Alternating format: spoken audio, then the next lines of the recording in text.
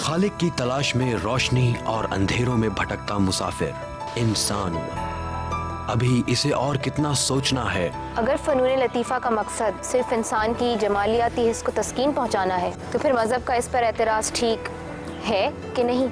تمام واقعات اگر فطری اسباب کے تحت ہی صادر ہوتے ہیں تو پھر ستاروں کی گردش قابو میں رکھنے والا کوئی خدا ہے کہ نہیں؟ ابھی اسے اور کتنا کھوجنا ہے۔ مذہب تبدیل نہیں ہوتا، امر کی کوئی حقیقت ہے کہ نہیں؟ ابھی اسے کس کس کو پوجنا ہے۔ اگر دین کا مقصد موت کے بعد صرف جنت کا حصول ہے تو آج کی عملی زندگی میں اس کا کوئی اثر ہے کہ نہیں؟ میرے سارے کمپرومائزز، میری ساری اخلاقیات، میری ساری عبادات آخرت میں صرف الفاظ ہی رہ گئے تو اس کی یہ جستجو ختم ہوگی کبھی؟ غامدی۔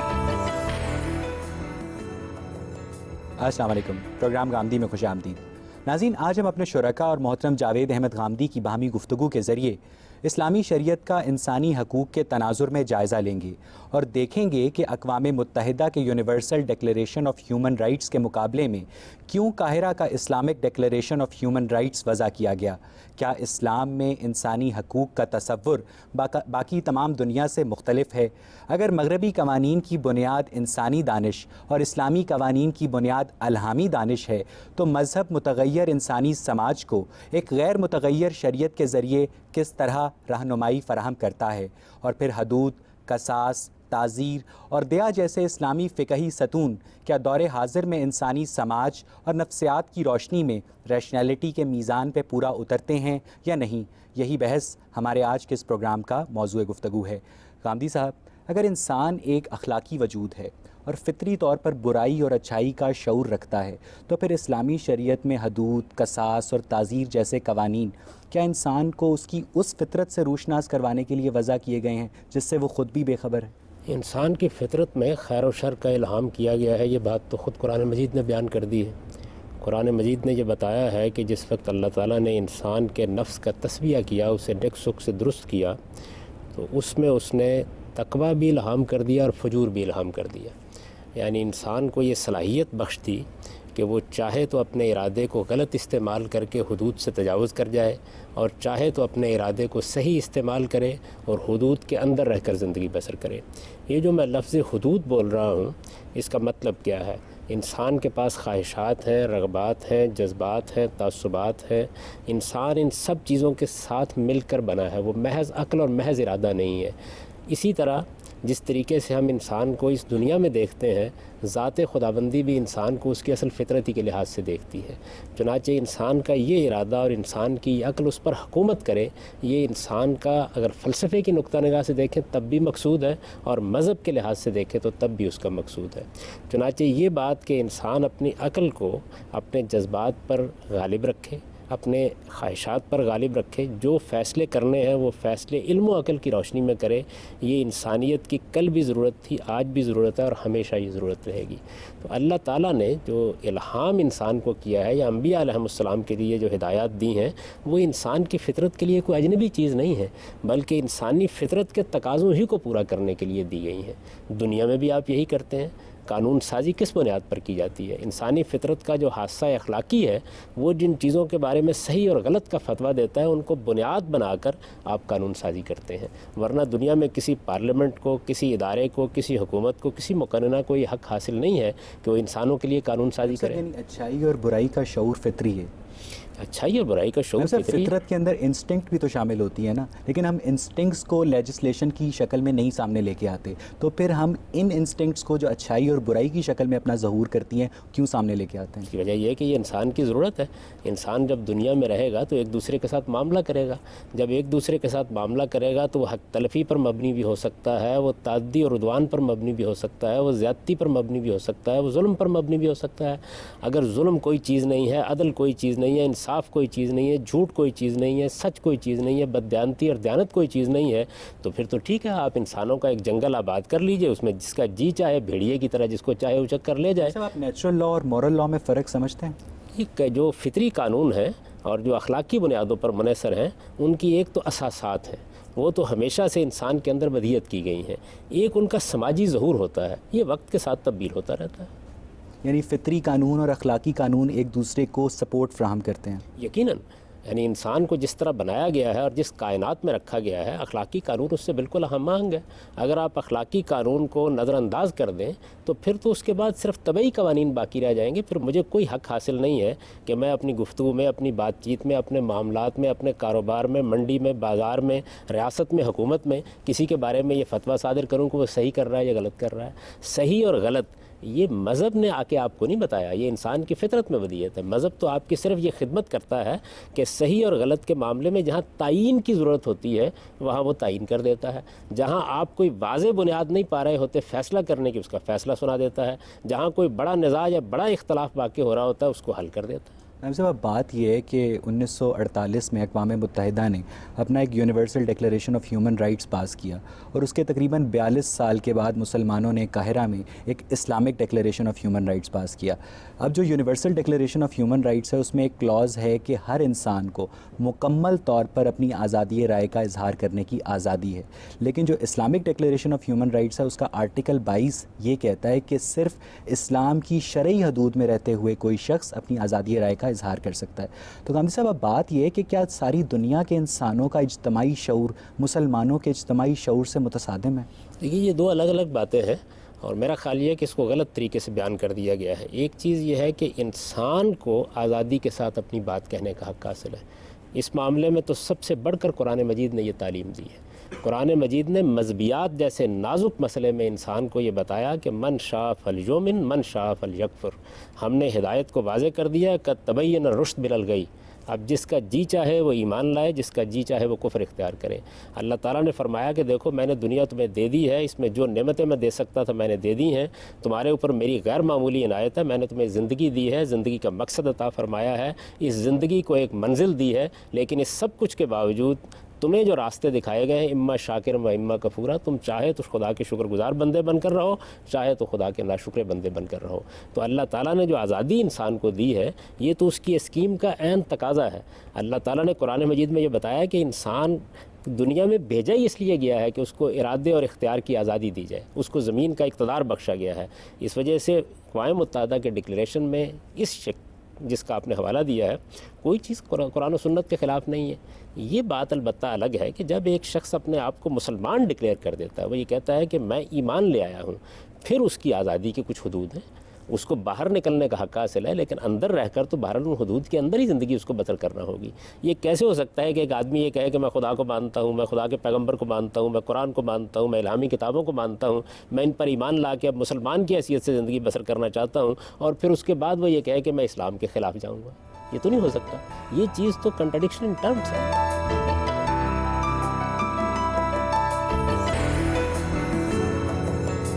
ساری دنیا کے انسانوں کا جو اجتماعی شعور ہے جس کا ظہور اقوام متحدہ کے ڈکلیریشن سے ہوا ہے، وہ مسلمانوں کے اجتماعی شعور سے ٹکرا سکتا ہے؟ یہ بالکل ہو سکتا ہے۔ اس کی وجہ یہ ہے کہ دنیا کے اندر انسان نے اب تک جو کچھ حاصل کیا ہے اس میں کئی ڈکلیریشن اس سے پہلے ہو چکے ہیں۔ آپ یہ جانتے ہیں کہ پوسٹ ماڈرنزم میں سب بڑے مفکرین یہ بحث کر رہے ہیں کہ کیا دنیا کو اس طرح کے بیانیہ چیزوں کا پابند کرنا بھی چاہیے نہیں کرنا چاہیے، کوئی گرینڈ نیریٹیوز ہونے بھی چاہیے نہیں ہونے چاہیے۔ اقوام متحدہ کا ڈکلیریشن بھی ایک انسانی کاوش ہے۔ انسانی کاوش ہر وقت اس کی محتاج ہوتی ہے کہ اس پہ نظر ثانی کی جائے۔ اس کو آپ ایک مقدس صحیفہ کیوں بنا رہے ہیں؟ ایک جانب آپ اس بات کی آزادی چاہتے ہیں کہ آپ مسلمان ہوتے ہوئے قرآن مجید پر تنقید کریں، اور دوسری جانب آپ اقوام متحدہ کے ڈکلیریشن کے بارے میں یہ تصور دے رہے ہیں کہ اس کے بارے میں زبان نہیں کھولی جا سکتی۔ کیوں نہیں کھولی جا سکتی؟ انسانی کام ہے۔ مجھے یہ بتائیے کہ جو ویٹو کا اختیار ہے یہ کس اصول پر مبنی ہے؟ اس کے پیچھے کوئی اخلاقی اصول ہے؟ سوائے طاقت کے وہ کون سی چیز ہے کہ جو 5 حکومتوں کو یہ حق دیتی ہے کہ ساری دنیا کے لوگ مل کر ایک فیصلہ کریں اور وہ اس کو ویٹو کر دیں؟ کون سی چیز ہے؟ Might is right. تو مائٹ از رائٹ کا اصول کیا اخلاقی اصول ہے؟ صاحب، ابھی تو آپ نے کہا تھا کہ فطرت کے اندر اخلاقی اصول موجود ہے، اور اب آپ کہہ رہے ہیں کہ جو فطرت کے اندر طاقت کا اصول ہے وہ اخلاقی نہیں ہے۔ نہیں، میں نے یہ نہیں عرض کیا تھا، میں نے یہ عرض کیا تھا کہ فطرت انسانی کے اندر اللہ تعالیٰ نے اس کا شعور رکھا ہے۔ وہ برائی کا شعور بھی ہے، وہ بھلائی کا شعور بھی ہے۔ جس وقت انسان برائی کرتا ہے تو وہ جانتا ہے کہ میں برائی کر رہا ہوں۔ جو لوگ مائٹ از رائٹ کے فلسفے کے قائل ہیں ان کا ضمیر بھی یہ گواہی دے رہا ہوتا ہے کہ وہ اس وقت علم کے خلاف بات کر رہے ہیں، وہ اس وقت اخلاقی اصولوں کے خلاف بات کر رہے ہیں، یہ وہ بھی جانتے ہوتے ہیں۔ تو انسان کا اخلاقی شعور تو اس کو یہ بتاتا ہے کہ کیا غلط ہے اور کیا صحیح ہے۔ غامدی صاحب، اگر فطرت ازلی ہے، لیکن آپ یہ بھی کہتے ہوتے ہیں کہ جو اخلاقی اصول ہوتے ہیں وہ ازلی نہیں ہوتے، تو یہ ان دونوں باتوں کو آپ کس طرح ریکنسائل کریں گے؟ دو پہلو ہیں، اخلاقی اصولوں کی کچھ بنیادیں ہیں، وہ تو ہمیشہ سے ہیں، ہمیشہ رہیں گی، کبھی ختم نہیں ہو سکتی۔ کون سی؟ جس طرح قرآن مجید نے اس کو بیان کر دیا ہے کہ انسان کا عدل کو چاہنا یہ ایک ایسی چیز ہے کہ جو کبھی ختم نہیں ہو سکتی، یہ انسان کی فطرت کا بنیادی تقاضا ہے۔ اسی طریقے سے انسان دوسروں کے معاملے میں یہ خواہش رکھتا ہے کہ وہ اس پر احسان کا اور ایثار کا رویہ اختیار کریں۔ یہ ایسی چیز ہے جو پوری انسانیت کے اندر مشترک ہے، اس کی بنیاد پر انسانیت کی تمام اقدار وجود پذیر ہوتی ہیں۔ رشتہ داری کے تعلقات ہیں جو انسان کی فطرت کا تقاضا ہے۔ اگر موٹر وے پر ایک حادثہ ہوتا ہے، میرے لیے وہ ایک بڑی روح فرسہ خبر ہو سکتی ہے، میں اس کو پڑھوں گا، لیکن اگر مجھے معلوم ہو کہ میرا باپ یا بھائی اس میں دنیا سے رخصت ہو گیا ہے، میرے جذبات بالکل الگ ہوں گے۔ یہ انسانی فطرت کا تقاضا ہے، تو قرآن مجید نے ان کو گن کر بتا دیا۔ اسی طریقے سے وہ چیزیں جو حق تلفی کی نوعیت کی ہیں، وہ چیزیں جو ظلم زیادتی اور عدوان کی نوعیت کی ہیں، کسی کی جان مال آبرو کو آپ نقصان پہنچاتے ہیں بغیر کسی حق کے، یہ چیزیں مسلمہ اخلاقیات میں سے بنیادی طور پر انسان کے اندر فطری طور پر جو برائی اور اچھائی کا شعور ہے، اس کی نیک سک درست کرنے کے لیے وضع کیا جاتا ہے، اس کی تعین کی جاتی ہے۔ یعنی دیکھیے، جس وقت آپ اپنے اختیار کو غلط استعمال کرتے ہیں اور اس کے نتیجے میں شر پیدا ہوتا ہے، تو اس کو روکنے کے لیے سوسائٹی کو قانون سازی کرنا پڑتی ہے۔ اگر انسان کے اندر اپنے اختیار کو غلط استعمال کرنے کے دائیات ختم ہو جائیں تو وہ انسان نہیں رہے گا۔ جب تک انسان ہے، وہ اپنے اختیار کو غلط استعمال کر سکتا ہے۔ جب وہ غلط استعمال کرتا ہے تو پھر آپ کو اسے روکنا پڑتا ہے۔ روکنے کے لیے سب سے بڑی طاقت قانون کی طاقت ہوتی ہے۔ غامدی صاحب، سورۃ نساء کی آیت ہمیں بتاتی ہے کہ تم پر حرام کی گئی ہیں تمہاری مائیں، بہنیں، بیٹیاں اور ہر وہ عورت جس کا شوہر موجود ہے، مگر وہ مشرک عورت جو تمہارے قبضے میں آ جائے۔ یہ آیت ہمیں یہ بتاتی ہے کہ اگر ایک مشرک عورت ہمارے قبضہ میں آ جائے تو محض اپنے عقیدے کی بنیاد پر کہ وہ مسلمان نہیں ہے، اس کا ماضی، اس کا گھر بار، شوہر، اس کی اولاد اور اس کی عزت اور حرمت صرف ایک مسلمان واریر کی جنسی خواہش کی تسکین پہ قربان کر دی جاتی ہے۔ تو غامدی صاحب، کیا یہ قانون غیر انسانی نہیں ہے؟ اس کا اسلامی قانون سے کوئی تعلق نہیں ہے۔ اس کے پس منظر کو سمجھ لیجئے، جس وقت رسالت میں آپ صلی اللہ علیہ وسلم کی بعثت ہوئی، اس وقت دنیا میں غلامی بالکل ایسے ہی رائج تھی جس طرح اس وقت سود رائج ہے۔ جس طرح سود اس وقت پوری معیشت پر چھایا ہوا ہے، اس وقت غلامی پوری معیشت پر چھائی ہوئی تھی۔ لوگوں کے ہاں دسیوں کی تعداد میں غلام ہوتے تھے، وہ کاروبار غلاموں کے ذریعے سے کرتے تھے، وہ تجارت غلاموں کے ذریعے سے کرتے تھے، ان کے کھیتوں میں غلام کام کرتے تھے۔ یہ صرف نوجوان ہی نہیں تھے، ان میں بوڑھے بھی تھے، ان میں بچے بھی تھے، یہ گھروں میں پڑے ہوئے تھے۔ یہ صورتحال اللہ کے پیغمبر کو درپیش ہوئی، قرآن مجید نے اس کا علاج کیا اور اس کو بتدریج ختم کرنے کے لیے قانون سازی کی۔ جب آپ کسی سماجی برائی کو ختم کرنا چاہتے ہیں تو آپ ایک دن میں ختم نہیں کر سکتے۔ اگر ایک ہی دن میں یہ اعلان کر دیا جاتا کہ کل سے غلامی کا خاتمہ ہو گیا ہے، تو اس کا نتیجہ یہ نکلتا کہ سینکڑوں اور ہزاروں کی تعداد میں لوگ کنگال ہو کر باہر پھر رہے ہوتے، ان کے پاس کوئی معیشت کا ذریعہ نہ ہوتا، لوگوں کو، عورتوں کو باہر پھینک دیا جاتا، اور اس کا نتیجہ یہ نکلتا کہ وہ سوائے کعبہ گری کے اور کوئی پیشہ نہ اختیار کر سکتی۔ تو قرآن مجید نے ایک تدریجی طریقہ اختیار کیا ان کو ختم کرنے کا۔ جب تک یہ ختم نہیں ہوا، جو قانون چل رہا تھا اس کو چھیڑا نہیں گیا۔ یہ بالکل ایسے ہی ہے جیسے اس وقت ہم یہ کہتے ہیں کہ اگر ہمیں سودی معیشت کو ختم کرنا ہے تو ہم اگلے دن بینک بند نہیں کر دیں گے، بلکہ کچھ وقت کے لیے ان معاملات کو ایسے ہی چلنے دیں گے، یہاں تک کہ ہم آہستہ آہستہ تدریجی طور پر اس میں تبدیلی پیدا کر دیں۔ یہ چونکہ اس وقت کا موضوع نہیں ہے، ورنہ میں آپ کو تفصیل سے بتاتا کہ غلامی کو ختم کرنے کے لیے پھر کیا اقدامات کیے گئے، یہاں تک کہ سورہ محمد نے آہستہ آہستہ اس چیز کو وہاں پہنچا دیا کہ جس کے بعد یہ کہہ دیا گیا کہ اب جنگی قیدیوں کے معاملے میں دو ہی راستے باقی رہ گئے ہیں، اما منم و اما فدا، یا تو اب ان کو فدیہ دے کر رہا کر دیا جائے گا یا احسان کے طور پر رہا کر دیا جائے گا۔ اس طرح جنگوں میں پکڑے ہوئے لوگوں کو غلام بنانے کا دروازہ ہمیشہ کے لیے بند کر دیا گیا۔ تو جب تک یہ معاملات نہیں ہوئے اس وقت تک ظاہر ہے کہ وہی قانون چل رہا تھا جو عرب میں رائج تھا۔ لیکن غامدی صاحب، یہ جو آپ بات کر رہے ہیں، قرآن میں اول تو اس کی نظری طور پہ دلیل نہیں ہے۔ اگر آپ احادیث سے بھی بات کریں، آپ سارے مسلم معاشرے کو دیکھیں تو اس میں ایسا کبھی نہیں ہوا کہ جنگی قیدیوں پہ احسان کیا گیا ہو۔ اور دوسرا یہ کہ میں نے جو آیت بتائی ہے، یہ قرآن کا ایک قانون ہے جسے آپ آفاقی، کائناتی، یونیورسل کہتے ہیں۔ اور آپ دیکھیں کہ اگر یہ اصول آپ پہ اپلائی ہوتا ہے تو اگر آپ کی ایک مسلمان عورت کسی مشرک مرد کے قبضے میں آ جائے تو اس پہ بھی تو یہی اصول۔ تو اس اصول کی بنیاد پہ آج ہم مطالبہ کرتے ہیں ڈاکٹر عافیہ صدیقی کی رہائی کا، یا ان کے بچوں کی بازیابی کا، یا ہم گوانتانامو بے میں امریکی فوج کے مظالم پہ احتجاج کرتے ہیں، تو کیا یہ تو ہم غلط کرتے ہیں؟ کیونکہ ہم تو خود بھی کیسے نہیں کہا کہ یہ روایات بات کے قرآن میں بیان نہیں ہوئی؟ میں نے تو آپ کو قرآن کی آیت سنائی ہے. قرآن مجید کی سورہ محمد میں جب بدر کا واقعہ ہونے لگا ہے تو یہ اعلان کیا گیا کہ اب جنگی قیدی پکڑے جائیں گے تو ان کے لیے 2 ہی صورتیں ہیں. یہ کوئی حدیث نہیں ہے، یہ قرآن کی آیت ہے. اما منم بعد و اما فدا. جب تم جنگی قیدی پکڑ لو تو اب اس کے بعد کسی کو غلام نہیں بنایا جا سکتا، یا اسے فدیہ لے کر رہا کر دیا جائے گا یا احسان کے طور پر رہا کر دیا جائے گا. پھر مکاتبت کا قانون سورہ نور میں نازل ہوا، جس میں جو موجود قیدی تھے یا موجود غلام تھے، لونڈیاں تھیں، ان کی رہائی کے لیے ایک باقاعدہ قانون بنایا گیا جس کو مکاتبت کہا جاتا ہے. اس میں یہ بتایا گیا کہ یہ لوگ اگر ایک مخصوص عرصے میں اپنے آپ کو اپنے پاؤں پر کھڑا ہونے کا اہل ثابت کر دیں تو ان کو لازماً رہا کر دیا جائے گا. یہ اس پورے کے پہلے پس منظر کو سمجھیے وہ کیا چیز ہے. اس آیت میں یہ بتایا گیا ہے کہ جب تک اس قانون کا نفاذ نہیں ہوتا اس وقت تک ظاہر بات ہے کہ معاملات اسی طریقے سے چلیں گے. تو قرآن مجید پورے کو سامنے رکھ کے سمجھا جاتا ہے. میں نے کوئی حدیث نہیں سنائی، کوئی واقعہ نہیں سنایا، یہ سب قرآن ہے. اس وجہ سے ہم مطالبہ کرنے کا حق رکھتے ہیں ڈاکٹر عافیہ صدیقی کے بارے میں. ہمارے ہاں یہ کبھی اصول نہیں رہا. ایک دنیا کے اندر لعنت موجود تھی، اس لعنت کو ختم کیا ہم نے، اور ختم کرنے کے لیے جو قانون سازی قرآن نے کی ہے، میں اب بھی آپ سے بحث کرتا ہوں، آپ اس سے بہتر طریقہ بتا دیجیے.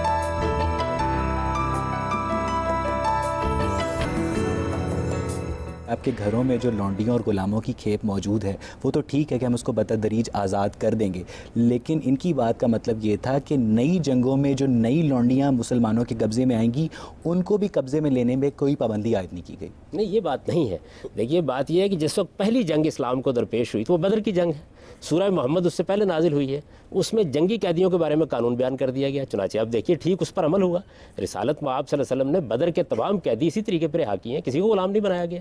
یعنی کچھ احسان کے طور پر رہا کر دیے گئے، کچھ فدیہ لے کے رہا کر دیے گئے، اور جو باقی رہ گئے ان سے کہا گیا آپ بچوں کو پڑھا دیجیے، اس کے نتیجے میں آپ کو رہا کر دیا جائے گا. مجھے یہ بتائیے اس کے بعد اس قانون کی خلاف ورزی رسالت میں آپ صلی اللہ علیہ وسلم کے زمانے میں کب ہوئی؟ قاضی صاحب مجھے یہ سمجھ نہیں آتا کہ آپ نے ابھی لونڈیوں کا قانون اور غلاموں کا قانون ہمارے سامنے ایکسپلین کیا. سورہ معارج کی آیت نمبر 30 کو حوالہ بنا کر صاحب تفہیم القرآن لکھتے ہیں کہ لونڈیوں کے ساتھ ایک طرف جنسی تعلقات بھی جائز ہیں اور اس کے لیے کسی نکاح کی بھی ضرورت نہیں ہے. دوسری طرف اسلام یہ کہتا ہے کہ اگر آپ بغیر نکاح کے جنسی تعلقات رکھتے ہیں تو وہ زنا کے زمرے میں آئیں گے اور 100 کوڑے کی سزا ہے. کیا آپ یہ بتانا پسند کریں گے کہ لونڈیوں کے ساتھ اگر آپ یہ کہتے ہیں کہ ایکولنس کا قانون چل رہا ہے تو بغیر نکاح کے بھی ان کے ساتھ جنسی تعلقات رکھنا جائز ہے؟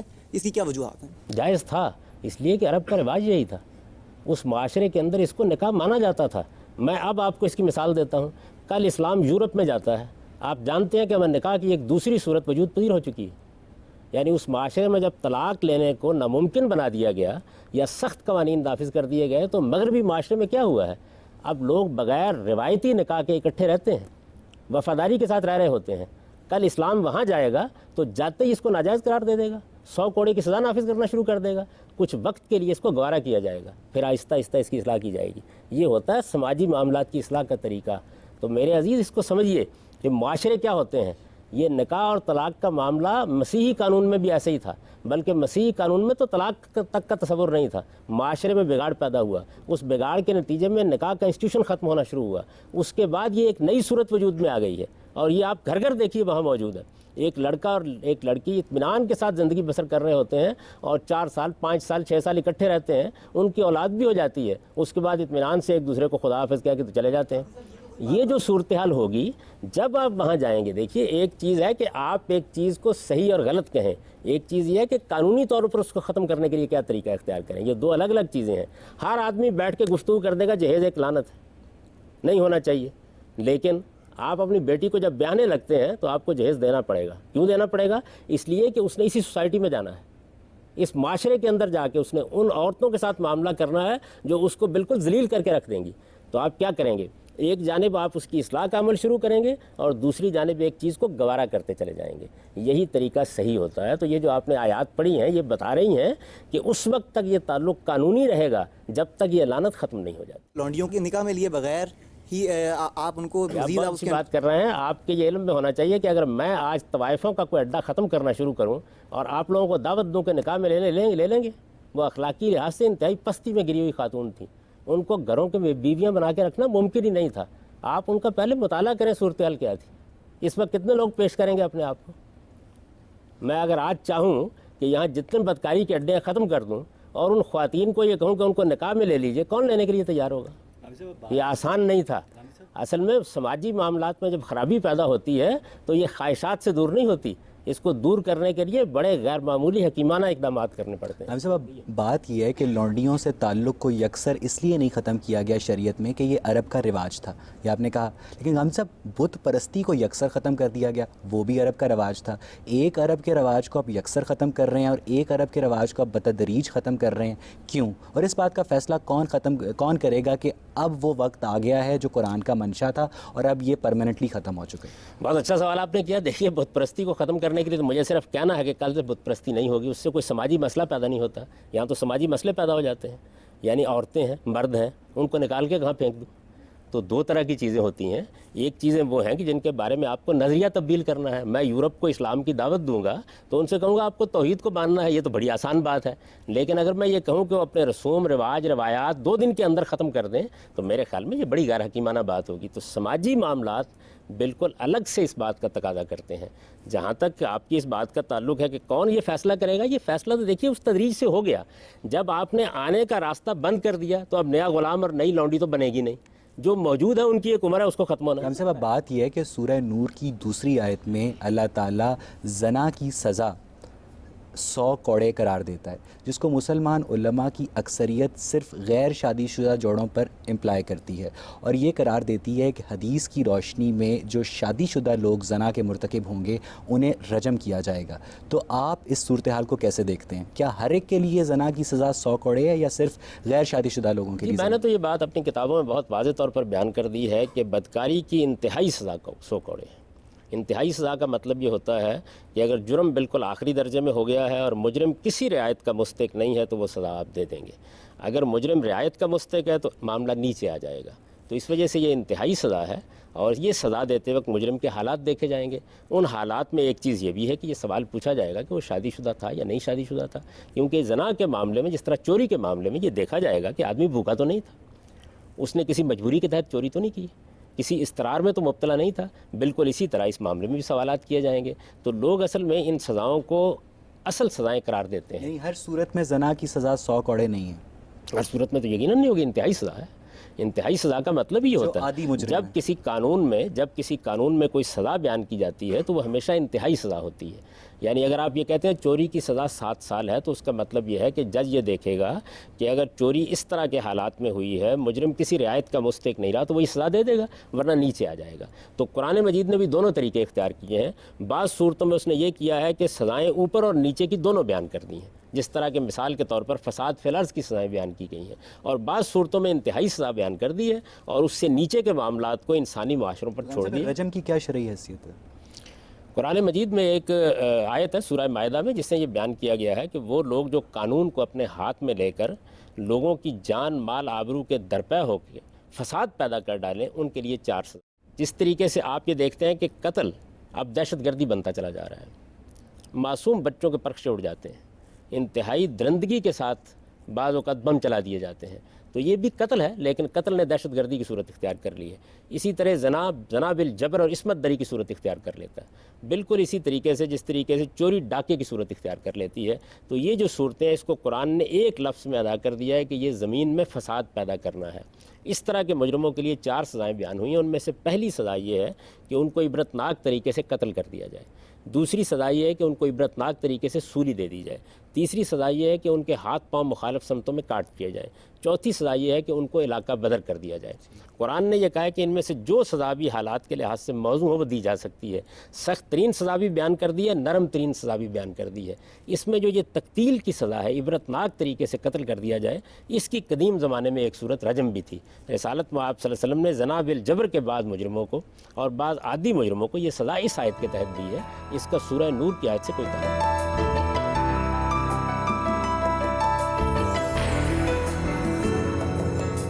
سماجی معاملات مختلف ہیں اور باقی معاملات مختلف ہیں، جیسے بتوں کی پوجا سے منع کرنا وغیرہ۔ شراب کی حرمت کا تعلق سماجی معاملے سے ہے یا یہ دوسرا معاملہ ہے کہ منع کر دیا تو منع ہو جاؤ؟ یہ بات یہ ہے کہ شراب تو ہمیشہ سے ممنوع رہی ہے۔ قانون کا نفاذ کب کیا گیا؟ اس میں لوگوں کو ایک وقت تک کے لیے مہلت دی گئی، اور جب کسی انسان کی عادت چھڑانی ہو تو اس کے لیے بھی مہلت دینا ہوتی ہے۔ ایک نظریے کو تبدیل کرنا اور چیز ہے سگریٹ چھڑوانا، یعنی میں آپ کے ساتھ گفتگو کر سکتا ہوں توحید اور رسالت پر، ممکن ہے ایک ہی نشست میں آپ رسالت کو بھی مان لیں توحید کو بھی مان لیں، لیکن اگر آپ سگریٹ کے عادی ہیں اور آپ سے کہا جائے کل سے آپ کو روزہ رکھنا ہوگا تو اس کے لیے آپ کو مہلت دینا پڑے گی۔ انسانی عادات کے معاملے میں مہلت دینا ہوتی ہے، سماجی معاملات میں مہلت دینا ہوتی ہے، یہی حکمت ہے جو قرآن نے سکھائی ہے۔ اصل میں ہم تو مولویوں سے یہ کہتے ہیں کہ خدا کے لیے اس حکمت کا مطالعہ کرو۔ جب آپ کسی سوسائٹی کو دین پہنچا رہے ہوتے ہیں تو کہاں سے شروع کریں گے؟ سیدہ عائشہ نے دیکھیے کتنی خوبصورتی سے اس بات کو بیان کی ہے کہ رسالت مآب صلی اللہ علیہ وسلم نے سب سے پہلے آ کے لوگوں کے ایمانیات کو موضوع بنایا، ان کو توحید کی دعوت دی۔ اگر پہلے دن آپ عرب معاشرے میں آ کے یہ کہتے کہ زنا چھوڑ دو تو کوئی بھی نہ چھوڑتا۔ تو کسی معاشرے کی اصلاح کرنے کے لیے اس معاشرے کا مطالعہ کرنا ضروری ہوتا ہے۔ قرآن کو پڑھتے وقت بھی آپ یہ سمجھیے کہ قرآن کے دو پہلو ہیں، ایک پہلو سے وہ ابدی قانون بیان کر رہا ہوتا ہے اور دوسرے پہلو سے اس وقت کی اصلاح کا پروگرام بیان کر رہا ہوتا ہے۔ ان دونوں چیزوں کو لوگ خلط ملط کر دیتے ہیں، اس لیے کہ وہ کرتے کیا ہیں، قرآن مجید کے باقاعدہ طالب علم بن کر اس کا مطالعہ کرنے کی بجائے وہ یہاں تہاں سے ایک آیت پڑھ لیتے ہیں اور اس کے بعد یہ خیال کرتے ہیں کہ انہوں نے قرآن پر تدبر کا حق ادا کر دیا۔ پورے قرآن کو سامنے رکھ کے دیکھیے وہ دو کام کر رہا ہوتا ہے، یعنی ایک جانب وہ ایک ابدی قانون بیان کرے گا اور دوسری جانب اس وقت کے معاشرے کی اصلاح کرنے کے لیے اقدامات کرے گا۔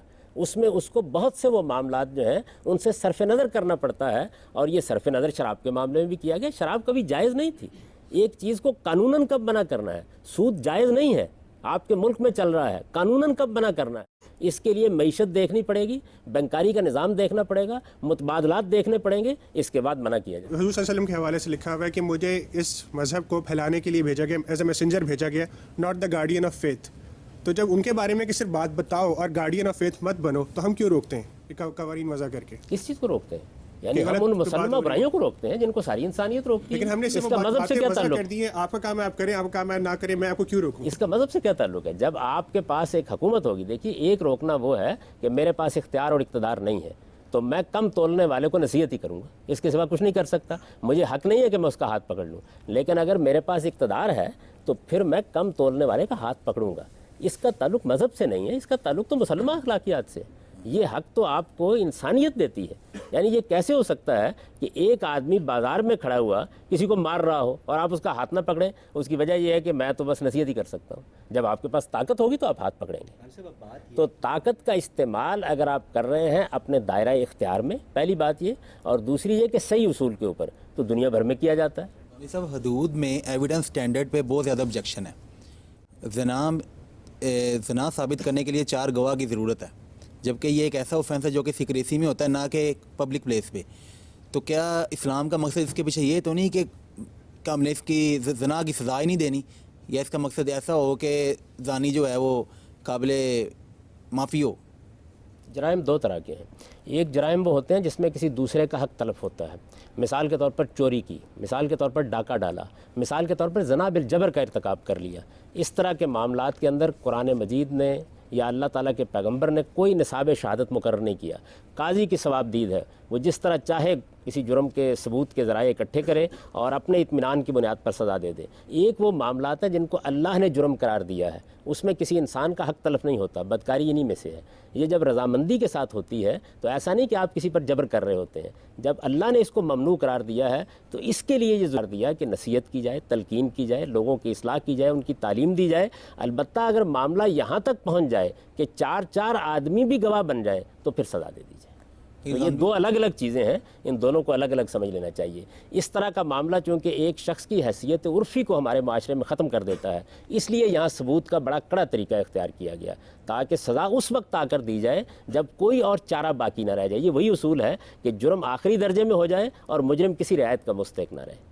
یہ فرق بات یہ ہے کہ سورہ نور کی جو 6 اور 7ویں آیت ہے اس کی روشنی میں اگر زنا کا صرف ایک عینی شاہد ہو تو وہ 4 بار قسم کھا کر 4 گواہوں کی ضرورت پوری کر سکتا ہے، اور دوسری طرف 8ویں اور 9ویں آیت کی روشنی میں جو ملزمہ ہے وہ بھی 4 بار قسم کھا کر اس الزام سے بچ سکتی ہے۔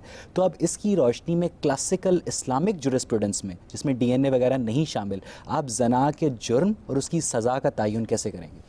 یہ میں سمجھ نہیں سکا کہ آپ نے کہاں سے یہ ملزم اور ملزمہ اور مجرم اور مجرمہ نکالے ہیں۔ وہ تو میاں بیوی کا معاملہ ہے۔ یعنی اگر کوئی آدمی اپنی بیوی پر الزام لگاتا ہے یا بیوی شوہر پر الزام لگاتی ہے، اس معاملے سے کیسے نمٹا جائے؟ اس میں قرآن مجید نے یہ طریقہ اختیار کیا ہے کہ اگر ایک شوہر اپنی بیوی پر یہ الزام لگا رہا ہے تو وہ 4 مرتبہ قسم کھائے گا، 5ویں مرتبہ اپنے اوپر لعنت بھیجے گا، اور بیوی کو بھی حق دیا جائے گا کہ وہ بھی اس کی قسموں کو اپنی قسموں سے باطل کرے۔ شوہر اور بیوی کا لفظ استعمال ہوا ہے؟ جی بالکل، ازواجہم کے الفاظ ہیں، وہاں بیوی اور شوہر کا مسئلہ زیر بحث ہے، اس کا عام لوگوں سے کوئی تعلق نہیں ہے، اور اس میں بھی بڑا حکیمانہ قانون دیا ہے، اس لیے کہ ایک گھر کا معاملہ ہے، اس گھر کے اندر ایک شوہر اور بیوی کے درمیان وفاداری مشتبہ ہو گئی ہے تو اس معاملے کو کیا گواہوں پر چھوڑا جائے گا؟ اس کے لیے ایک بڑا حکیمانہ طریقہ اختیار کر لیا۔ تو پھر کیسے تعین ہوگا اس جرم اور سزا کا جو میاں بیوی کے مابین ہوا ہے؟ یہ بات یہ ہے کہ شوہر نے 4 مرتبہ قسم 4 کھا قسمیں کر اس نے کھا لی، 4 قسمیں اس نے کھا لی، صاحب برابر ختم کر دیا جائے گا معاملے کو۔ اس کا مطلب یہ ہے کہ پھر آپ نکاح ختم کر کے تفریق کر دیں گے، سزا نہیں دے سکتے۔ صحیح، اس سے بہتر طریقہ اور کیا ہو سکتا ہے اس طرح کے معاملے میں؟ ٹھیک۔ اگر ایویڈنس اسٹینڈرڈ میں اس قدر لچک ہے تو کیوں ہمارے قوانین جو ہیں وہ تبدیل نہیں کر دیے جاتے ایویڈنس اسٹینڈرڈ کے لحاظ سے زنا میں؟ میں تو ہمیشہ یہ چاہتا ہوں کہ تبدیل ہونے چاہیے یہ قوانین، میں نے تو اس کے لیے بڑی جنگ لڑی ہے، بہت دلائل دیے ہیں، لوگوں کو بتایا ہے کہ اسلام کیا چاہتا ہے اور آپ کیا بیان کر رہے ہیں۔ ہمارا جو اس وقت قانون شہادت بنا ہوا ہے اور اسلام کی روشنی میں بنایا گیا ہے وہ ایک مسخ شدہ چیز ہے، تو اس کی بنیاد پر آپ بات نہ کریں، قرآن کی بنیاد پر بات کریں۔ قرآن آپ کے گھروں میں موجود ہے، اللہ کی کتاب ہے، اس چیز کو آپ پڑھیں اور دیکھیں کہ کتنی حکمت پر مبنی ہے، کس طرح انسانی سماج کو وہ درست کرنے کی تعلیم دیتا ہے، کس کس جگہ سے انسان کو یہ سمجھاتا ہے کہ آپ کو معاملہ کیسے کرنا ہے۔ ہم قرآن مجید کا مطالعہ کرتے ہیں یا اس مقصد کے لیے کہ ہمیں اپنی تائید میں کوئی آیت چاہیے ہوتی ہے اور یا اعتراض ڈھونڈنے کے لیے؟ آپ تدبر کے ساتھ مطالعہ کریں کہ وہ کیا بات کس موقع پہ کر رہا ہے اور کس چیز کو بیان کر رہا ہے۔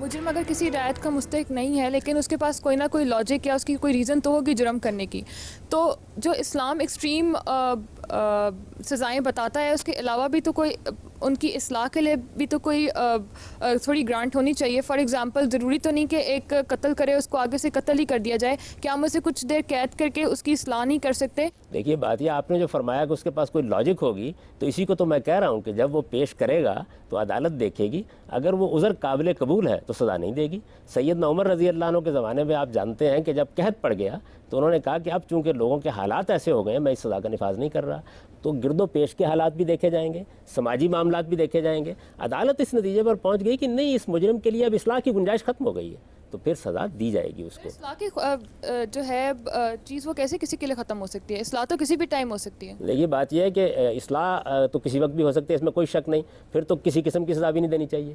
اس کی وجہ یہ ہے کہ پھر اصلاح تو کسی وقت بھی ہو سکتی ہے، آدمی کی اطمینان کے ساتھ انہیں کہنا چاہیے کہ چلیے آپ جائیے۔ آپ مجھے یہ بتائیے کہ ایک بڑا واقعہ ہوا ہمارے ساتھ، طالبان کی طرف سے یہ بات کہی گئی کہ ہم یہاں پہ اپنی حکومت قائم کر کے بیٹھے ہوئے اور ہم نے کچھ لوگوں کو پناہ دے رکھی ہوئی ہے۔ امریکہ میں ایک واقعہ ہو گیا، اس کے بعد امریکہ نے فیصلہ کیا کہ وہ یہاں اقدام کرے گا، یعنی کچھ مراحل سے گزرنے کے بعد اس میں پھر ماہرین نفسیات وہاں بھیجے گئے، اصلاح کرنے کے لیے اصلاح خانے بنائے گئے۔ یعنی کچھ وقت ایسے آ جاتے ہیں، میں اس وقت یہ نہیں کہہ رہا کہ انہوں نے درست کیا یا غلط کیا، جس وقت آپ کو اقدام کرنا پڑتا ہے۔ آپ کے یہاں اس وقت ملک کے اندر جو صورتحال پیدا ہوئی ہے، وہ لوگ کے جو دہشت گردی کا ارتکاب کرتے ہیں، جو معصوم لوگوں کو مار ڈالتے ہیں، اگر اس طرح کا مجرم کبھی آپ کی گرفت میں آ جائے، اس ماں کے جذبات ذرا مجھے بتائیے جس کو آپ اصلاح کی اس وقت تلقین کرنے کے لیے بیٹھیں گے، جس کے بچے کے پرخچے اڑا دیے گئے ہیں۔ اس وجہ سے مجرموں کے معاملے میں صرف اصلاح ہی نہیں ہوتی، اگر آپ اصلاح کا قانون نافذ کر دیں گے تو یہ جرم کو شہ دینے کے مترادف ہوگا، اس کی سزائیں بھی مقرر کی جاتی ہیں اور اصلاح کے امکانات بھی پیدا کیے جاتے ہیں۔ انسان میں اور خدا میں یہی فرق ہے، انسان اصل میں یک رخا ہوتا ہے، اس پر اصلاح کا جذبہ غلبہ پالے گا تو مجرم کو بھی معاف کرنے کے لیے تیار ہو جائے گا، اور اس کے اوپر جرم کی سزا دینے کا داعیہ سوار ہو جائے گا تو مجرموں کو کولوں میں پیسنا ڈالنا شروع کر دے گا۔ اللہ تعالیٰ نے اسی لیے قانون دیا تاکہ آپ اعتدال اور توازن کے ساتھ معاملہ کریں، اور دیکھیے کتنا اچھا دیا ہے۔ آپ نے قتل کی بات کی، قتل کے معاملے میں یہ صرف قرآن ہے جس نے یہ راستہ کھولا ہے کہ اگر مقتول کے وارث معاف کر دیتے ہیں تو پھر دیت پر معاملہ کر لیا جائے۔ کیوں کھولا ہے؟ اسی لیے کھولا ہے کہ اصلاح کے مواقع رہیں، انتقام کے جذبات کم کیے جائیں، لوگوں کے مابین صلح کرا دی جائے، تو ہر جگہ اس اصول کو قائم رکھا ہے۔ لیکن سزا ایک آخری درجے کی ہونی چاہیے۔ اگر قانون کے آپ ہاتھ باندھ دیں گے تو پھر اس کے بعد کتنے لوگ ہوں گے کہ جو لوگوں کی جان مال آبرو کے لیے خطرہ بن کے کھڑے ہو جائیں۔ صاحب بات یہ ہے کہ آپ اسلامی شریعت کی تمام سزاؤں کو میکسیمم پینلٹی قرار دے رہے ہیں، اس کے بیچ کا جو ٹرانزیشن پروسیس ہے اس پر مذہب کوئی روشنی نہیں ڈالتا، نمبر ایک۔ نمبر دو، جو مسلمان فقہا کی جو اکثریت ہے وہ ان سزاؤں کو حتمی، ابدی اور ایبسولوٹ ہر حال میں مانتی ہے۔ اب آپ یہ بتائیں اگر ان کی انٹرپریٹیشن غلط بھی ہے تو ان کی غلط انٹرپریٹیشن کا خمیازہ معصوم مسلمان کیوں بھگتیں؟ میں نے تو آپ کی خدمت میں یہ عرض کیا ہے کہ سیدنا عمر رضی اللہ عنہ سے بڑا کون ہو سکتا ہے. انہوں نے تو حالات کی رعایت کی ہے اور حالات کی رعایت سے یہ سزائیں دی ہیں. یہ جو بات آپ نے کہی کہ باقی معاملات میں مذہب رہنمائی نہیں کرتا، جب اس نے ایک ایکسٹریم پنشمنٹ مقرر کر دی تو اب آپ اس کے نیچے آ سکتے ہیں نا، اوپر تو نہیں جا سکتے. آپ کے لیے حد مقرر کر دیے، اس کے بعد آپ قانون سازی کیجئے. وہ قانون سازی آپ اپنی پارلیمنٹ میں کر سکتے ہیں. تمام معاملات میں مذہب کا کام یہ نہیں ہے کہ وہ آپ کی رہنمائی کرے، وہ رہنمائی صرف ان معاملات میں کرتا ہے جن میں انسانی عقل کے سخت غلطی کھانے کا امکان ہوتا ہے یا انسان کے پاس فیصلہ کرنے کی کوئی بنیاد نہیں ہوتی. سزاؤں کے معاملے کو لے لیجئے. چوری ایک جرم ہے، یہ میرے نزدیک بھی جرم ہے، آپ کے نزدیک بھی جرم ہے، ساری انسانیت کے نزدیک جرم ہے. اس کی سزا کیا ہونی چاہیے؟ اس کے لیے فیصلہ کرنے کی کیا بنیاد ہے انسان کے پاس؟ ہو تو کوئی بتا دیں مجھے. ہم سب قید میں رکھتے ہیں. میں کہتا ہوں 3 سال نہیں مقرر کریں گے نا سزا. میں کہتا ہوں 3 سال، آپ کہتے ہیں 4 سال، وہ کہتے ہیں 5 سال، وہ کہتے ہیں 10 سال. فیصلہ کرنے کی کیا بنیاد ہے؟ قتل ایک جرم ہے، کیا سزا ہونی چاہیے؟ جرم کی نوعیت سے اس کا فیصلہ کیا جائے گا نا. جرم کی نوعیت کا فیصلہ کون کرے گا؟ یعنی آپ مجھے بتا دیں نا. میں آپ سے بحث کرتا ہوں، میں یہ کہتا ہوں جی بات یہ ہے کہ چوری جو ہے یہ اصل میں 4 سال کے ہم وزن ہے. ٹھیک ہے نا. پارلیمنٹ میں آپ اس کی سزا مقرر کر رہے ہیں. کیا بنیاد ہے؟ میں آپ کو بتاتا ہوں کیا بنیاد ہے. جی بنیاد تجربہ اور مشاہدہ ہوتا ہے. یعنی انسان اپنے تجربات سے گزر کر یہ طے کرتا ہے کہ یہ کام مجھے کرنا ہے. اس معاملے میں انسانی تجربات انتہائی ہولناک ہیں. آپ انسانی تاریخ کا مطالعہ کریں، اس میں معمولی جرائم پر انسانی معاشرے انتہائی عبرتناک سزائیں دیتے رہے ہیں اور بہت بڑے بڑے جرائم کے بارے میں بہت افرودردوری سے کام لیتے رہے ہیں. ہاتھ کاٹنے کو، گردن قلم کرنے کو، ہاتھ پیر بے ترتیب گرداننے کو ہولناک سزائیں نہیں گردانتے اور اب قید کی سزا کو ایک ہولناک سزا گردان رہے ہیں. میرے نزدیک تو یہ ایک بدترین جرم ہے انسانیت کے خلاف. آپ اصل میں یہ سمجھتے ہیں کہ آدمی کو قید کر دیا گیا ہے. آپ کو کیا حق تھا کہ آپ اس کی اصلاح کی مدت طے کریں؟ ابھی تو یہ بحث ہو رہی تھی یہاں پہ کہ انسان کسی وقت بھی اصلاح یافتہ ہو سکتا ہے. آپ کو کیا حق تھا کہ آپ اس کو مجرموں کے ایک ماحول کے اندر ڈال دیں؟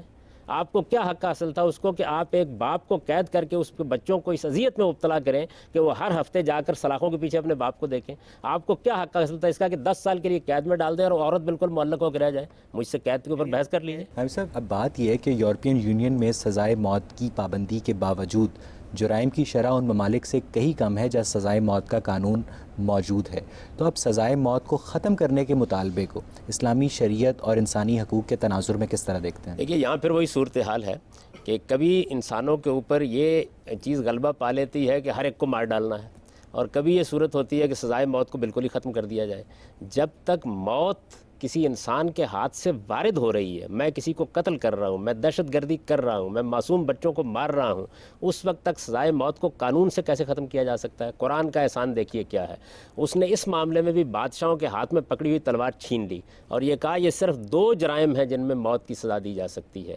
ایک یہ کہ کسی نے کسی کو قتل کر دیا ہو، اور دوسرے یہ کہ کوئی کسی کی جان مال آبرو کے درپے ہو گیا ہو اور اس نے قانون ہاتھ میں لے لیا ہو. تو متعین کر دیا کہ یہ 2 جرائم ہیں، ان جرائم کے علاوہ کسی جرم میں موت کی سزا نہیں دی جا سکتی. قتل کی سزا قتل ہے. قتل کی سزا قتل ہے. اگر مقتول کے وارثوں نے معاف کر دیا ہے تو عدالت اس کو معاف کر سکتی ہے. یعنی کہ امیر آدمی قتل کرے اور غریب اس کو کمپنسیشن لے کر آرام سے مزے کی زندگی جیے تو مذہب کو اس پہ یعنی کہ امیر قانون کو اس پہ کوئی اعتراض نہیں. ہم نے مقتول کے وارثوں پر یہ بات چھوڑی ہے. غریب اور امیر کا سوال نہیں ہے. اگر دیت پر معاملہ ہو جاتا ہے تو سوسائٹی مدد کرے گی، ریاست مدد کرے گی. منی از اے بگ ٹیمپٹیشن. اچھی بات ہے، ایک آدمی کی جان بچا لی ہم نے، ان کے لیے بھی بندوبست کر دیا. اگر وہ دینے کے قابل نہیں ہے تو سوسائٹی آگے بڑھ کے ادائیگی کر دے گی. اگر معاف کر دیا جائے گا ایک بار تو پھر ہم آدمی کو قتل نہیں ہونے دیں گے. ایک غریب آدمی دیت نہیں دے سکتا تو وہ قتل ہو جائے، اور ایک امیر آدمی جو دیت دے سکتا ہے وہ قتل نہ ہو؟ یہ یوں تو نہیں ہے. دیکھیے نا، یہ تو آپ کی تعبیر ہے. مثال کے طور پر ایک غریب آدمی نے قتل کیا ہے، اس کو مقتول کے وارثوں نے معاف کر دیا ہے، وہ دیت دینے کی پوزیشن میں نہیں ہے. اب سوسائٹی آگے آئے گی، دیت ادا کر دی جائے گی اس کی. یعنی آپ سوسائٹی کی قدر و قیمت کو محسوس کریں. سوسائٹی کے بارے میں بڑا حسن ظن رکھ رہے ہیں. سوسائٹی ریاست ہے نا، نظم ریاست ہے. اگر یہ معلوم ہو جاتا ہے کہ مقتول کے وارثوں نے معاف کر دیا ہے تو پھر 10 راستے ہم نکال دیں گے، لیکن اس کو قتل نہیں ہونے دیں گے. ناظرین، جب ٹانگ میں زہر پھیل جائے تو انسانی جان بچانے کے لیے ٹانگ کو کاٹنا ہی پڑتا ہے. اسی طرح کوئی فرد یا گروہ انسانی سماج کے وسیع تر مفاد کے برعکس انسانی معاشرے میں فساد فی الارض کا مرتکب ٹھہرے تو اس فرد یا گروہ کو بھی معاشرے سے علیحدہ کرنا پڑتا ہے. یہ علیحدگی قید کے ذریعے ہو یا سزائے موت کے ذریعے. یہ نقطہ مغربی اور اسلامی سماج میں باعث تفریق ہے. مگر راستے سے قطع نظر منزل دونوں کی ایک ہے۔ مگر اسلامی شریعت کے بنیادی قوانین کی اسپرٹ کو محفوظ رکھتے ہوئے کیا انسانی سماج کو درپیش مسائل کا حل نظریاتی اختلافات سے بالاتر ہو کے مشترکہ طور پہ تلاش کیا جا سکتا ہے؟ اس سوال کا جواب ہم اگلے پروگرام میں ڈھونڈنے کی کوشش کریں گے۔ تب تک کے لیے مجھے اور پروگرام غامدی کی پوری ٹیم کو اجازت دیجیے۔ خدا حافظ۔ غامدی۔ السلام علیکم، پروگرام غامدی میں خوش آمدید۔ ناظرین، پچھلے پروگرام میں ہم نے اپنے شرکاء اور محترم جاوید احمد غامدی کی باہمی گفتگو کے ذریعے اسلامی قوانین کے انسانی سماج پر اثرات کا جائزہ لینا شروع کیا تھا۔ آج ہم اسی گفتگو کو مزید آگے بڑھائیں گے اور دیکھیں گے کہ مذہبی قوانین کا 21ویں صدی کے معاشرے پر اطلاق کون کون سے معاملات میں ایک تنقیدی شعور میں سوالات کو جنم دیتا ہے۔ کیا قانون کا ادارہ صرف امیروں کو غریبوں کے عطاب سے محفوظ رکھنے کے لیے بنایا گیا ہے؟ اگر انسان کا ہر عمل لوح تقدیر میں پہلے سے ہی محفوظ ہے تو کیا تقدیر کا تصور جورسپروڈنس کے تصور سے متصادم ہے؟ ایک ریاست میں بسنے والے مسلم اور غیر مسلم شہریوں پہ شرعی اور سیکولر قوانین کا اطلاق کیا ایک جدید قومی ریاست کے فیبرک کو متاثر نہیں کرتا؟ ان تمام سوالوں کے جوابات ہم آج کے پروگرام میں ڈھونڈنے کی کوشش کریں گے۔ پوچھو یار۔ جی، میں نے آپ سے یہ پوچھنا تھا کہ آپ یہ کہہ رہے ہیں کہ تجربے کی بنیاد پر آپ ایک فیصلہ کریں گے کہ اس بندے نے یہ گناہ کیا، اس سے کم سزا اس کو یہ ملے گی۔ آپ کا تجربہ الگ ہے، میرا الگ ہے، آپ کا فہم الگ ہے، میرا الگ ہے، آپ کا فقہ الگ ہے، میرا الگ ہے۔ ہر ایک کوئی اپنی اپنی عدالتیں بنا کے کھڑا ہو جائے، جس طرح آج کل مسجدیں بن گئی اپنی اپنی الگ الگ، اس طرح مسجدیں بنا کے کھڑے ہو جائیں، اس سے فساد نہیں ہوگا۔ تو آپ اس کے بارے میں کیا کہیں گے کہ آپ کہہ رہے ہیں کہ اس لیول تک قرآن نے بتایا ہوا ہے، اس سے کم جتنی مرضی دے دو، آپ کا فہم جو کہے گا وہ کر دو، کیا یہ ٹھیک ہے؟ دیکھیے، بات یہ ہے کہ انسانی فہم کو جب آزادی دی جائے گی تو میں اپنی ذات کے لیے اپنا فیصلہ کر سکتا ہوں، آپ اپنی ذات کے لیے اپنا فیصلہ کریں گے۔ جب کوئی قانون بنانا ہوگا تو پارلیمنٹ میں زیر بحث آئے گا اور وہاں اکثریت کی رائے فیصلہ کن ہوگا۔ قانون بنائے گی پارلیمنٹ کو ہم بنائیں گے، اگر ہمارا فہم ہی غلط ہے تو پارلیمنٹ کیسے صحیح کام کرے گی؟ پھر وہ اجتماعی فہم کی صورت اختیار کر لیتا ہے اور اکثریت کا فیصلہ نافذ ہو جاتا ہے۔ میں اگر اجتماعی فہم کو نہ مانوں تو پھر آپ کیا کہیں گے؟ آپ پھر کسی حکومت اور قانونی کو نہیں مانیں گے، پھر تو انارکی کی آپ تعلیم دیں گے۔ دیکھیے، ہم اگر ٹریفک کے لاز بناتے ہیں، اپنی سوچ کے لوگوں کو مانوں گا ضرور کہ میری یہ سوچ ہے، مجھے یہ لوگ فالو کرتے ہیں، میرا اپنا ہی قانون ہو جائے گا۔ آپ کا سوال واضح ہو گیا، اگر مجھے آپ جواب دینے کی اجازت دے دیں۔ دیکھیے، بات یہ ہے کہ ایک وہ معاملات ہیں جن میں مجھے اپنے لیے کوئی فیصلہ کرنا ہے، ایک وہ معاملات ہیں جنہیں مجھے سوسائٹی کے لیے فیصلہ کرنا ہے۔ سوسائٹی کے لیے فیصلہ کرنے کا طریقہ قرآن نے یہ بتایا کہ امرہم شورا بینہم، یعنی لوگوں کے مابین رائے ہموار کی جائے گی۔ آپ اپنا نقطہ نظر بیان کریں گے، آپ قائل کیجئے لوگوں کو، اکثریت کی رائے قانون بن جائے گی۔ قانون بن جانے کا مطلب کیا ہے؟ آپ کو اس سے اختلاف کا حق ہے، آپ اس کی خلاف ورزی نہیں کر سکتے۔ خلاف ورزی اگر آپ کریں گے تو پھر انارکی پھیل جائے گی۔ پھر تو ہو سکتا ہے میں یہ کہوں جی کہ میں سرخ بتی پر رکنے کے لیے تیار نہیں ہوں۔ تو جو قانون بنائے جاتے ہیں وہ اس اصول پر بنائے جاتے ہیں کہ امرہم شورا بینہم۔ قرآن نے دو اصول الگ الگ دے دیے۔ ایک اصول یہ دیا کہ خدا کا قانون کیا ہے، اور دوسرے یہ کہ اگر آپ کو فیصلہ کرنا ہے تو پھر وہ رائے عامہ کی بنیاد پر ہوگا اور اس میں اکثریت کی رائے فیصلہ کن قرار پائے گی۔ ناظرین صاحب، اب بات یہ ہے کہ اگر انسان کا ہر عمل لوح تقدیر میں پہلے سے ہی محفوظ ہے تو کیا تقدیر کا تصور جورسپروڈنس کے تصور سے متصادم نہیں ہے؟ کیونکہ اس صورت میں اگر ہر جرم پہلے سے ہی لوح تقدیر میں لکھا گیا ہے تو اس کی سزا دینا پھر بنتا نہیں ہے ہم سے۔ یہ آپ نے تقدیر کا مسئلہ چھیڑ دیا، اس کا اس سے کوئی تعلق ہی نہیں ہے، نہ اس طرح کی کوئی بات قرآن نے کہی ہے۔ یہ اللہ کا علم ہے جو ہر چیز کو پہلے سے جانتا ہے اور اس کو جاننا چاہیے، اس لیے کہ وہ کائنات کا خالق ہے۔ یہ کیسے ہو سکتا ہے کہ مخلوق ایک کام کر دے اور بعد میں اس کے علم میں آئے، دروازہ کھٹکھٹا کے فرشتے کہیں کہ جناب یہ حادثہ ہو گیا؟ وہ پہلے سے ان چیزوں کو جانتا ہے، یہ ایک الگ چیز ہے۔ اس نے آپ کے اندر کوئی ایسی مشین نہیں لگا دی جو آپ سے جرم کراتی ہے۔ جرم کرانے کے لیے یہ ضروری ہے کہ آپ اپنے ارادے کو غلط استعمال کریں، تو آپ کو اس بات کا اختیار دیا گیا ہے، آپ چاہیں تو اپنا ارادہ صحیح استعمال کریں، چاہیں تو غلط استعمال کریں۔ اللہ میاں کو پتا تھا کہ جان ایف کینیڈی کو کون قتل کرے گا؟ اللہ تعالیٰ کو تو علم ہونا چاہیے۔ غامدی صاحب، اللہ میاں کو پھر یہ بھی پتا تھا کہ جان ایف کینیڈی کا قتل ہوگا؟ آپ اللہ تعالیٰ کے علم کو دنیا سے متعلق کیوں کرتے ہیں؟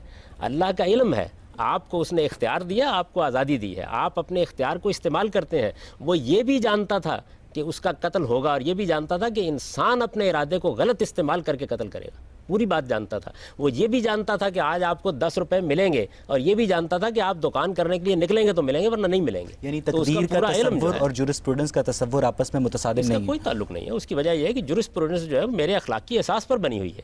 یہ تو مذہب نہ ہو تب بھی بنے گی، یعنی جن جگہوں پر مذہب موجود نہیں ہے کیا وہاں عدالتیں بند ہو گئی ہیں؟ وہاں جرائم کی سزائیں دینا ختم کر دیا گیا ہے؟ آپ اپنے گرد و پیش کے ماحول میں کیا جزا و سزا کے تصور سے عاری ہو گئے ہیں؟ آپ جو ادارے بناتے ہیں ان کے اندر پنش نہیں کرتے کسی آدمی کو؟ جزا و سزا انسان کی فطرت میں موجود ہے۔ مذہب تو صرف آپ کی یہ خدمت کرتا ہے کہ اس جزا و سزا کے معاملے میں جہاں آپ کے پاس فیصلہ کرنے کی کوئی عقلی بنیاد نہیں ہوتی وہاں خدا اپنا فیصلہ سنا دیتا ہے تاکہ نزاعت سے آپ بالا ہو جائیں. ٹھیک پوچھو یار.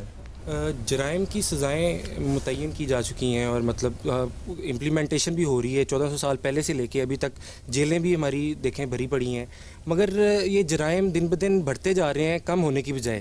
تو یہ چونکہ سزائیں اصلاح کے لیے ہیں تو آپ کیا سمجھتے ہیں کہ یہ یا تو چینج کر دینی چاہیے, سزائیں کوئی بدل دی جائیں, کوئی اس طرح کا نظام آئے, کیونکہ مطلب سزائیں اور لوگ تو دن بدن جرائم کی طرف راغب ہو رہے ہیں جا کے کم ہو. تو آپ اس کے بارے میں کیا دیکھتے ہیں؟ سزائیں اصلاح کے لیے نہیں ہوتی کبھی بھی, یعنی اس اصول کو تبدیل کر لیجئے. سزا اصل میں مجرموں کے لیے کسی کو عبرت بنا دینے کے لیے ہوتی ہے, اصلاح کرنے کے لیے تعلیم کا, تلقین کا, خاندانی نظام کی حفاظت کا طریقہ اختیار کیا جاتا ہے. انسان کی اگر آپ اصلاح کرنا چاہتے ہیں تو اس کے ادارے بالکل الگ ہیں. اصلاح کبھی اس ذریعے سے نہیں ہوتی. اسی وجہ سے دیکھیے چوری کی سزا جہاں قرآن نے بیان کی ہے تو وہاں اس کی وجہ بیان کی ہے, بتایا جزاءم بما کسبا نکالم من اللہ, یہ اس کے اس جرم کی پاداش ہے, اس کی سزا ہے, اور اس کے ساتھ اللہ اس کو عبرت بنا دینا چاہتا ہے تاکہ آئندہ چوری کا ارتکاب کرنے والوں کو کان ہو جائیں. تو سزا کا مقصد یہ نہیں ہوتا, اصلاح کبھی سزاؤں سے نہیں ہوتی, نہ سزائیں اصلاح کرنے کے لیے ہوتی ہیں. یہ تو اصل میں جب مجرم آخری درجے پر پہنچ جاتے ہیں تو وہاں قانون پھر حرکت میں آتا ہے.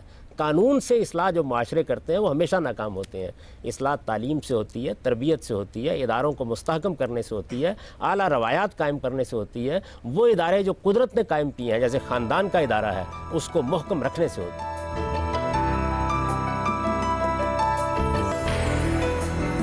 صاحب بات یہ ہے کہ جو حقوق نسواں بل 2006 تھا اس میں 100 کوڑوں کی سزا کو جو میکسیمم پینلٹی تھی یہ کہہ کر ختم کر دیا گیا. اس کے اندر لکھا ہے کہ یہ تہذیب اور شائستگی کے منافی ہے.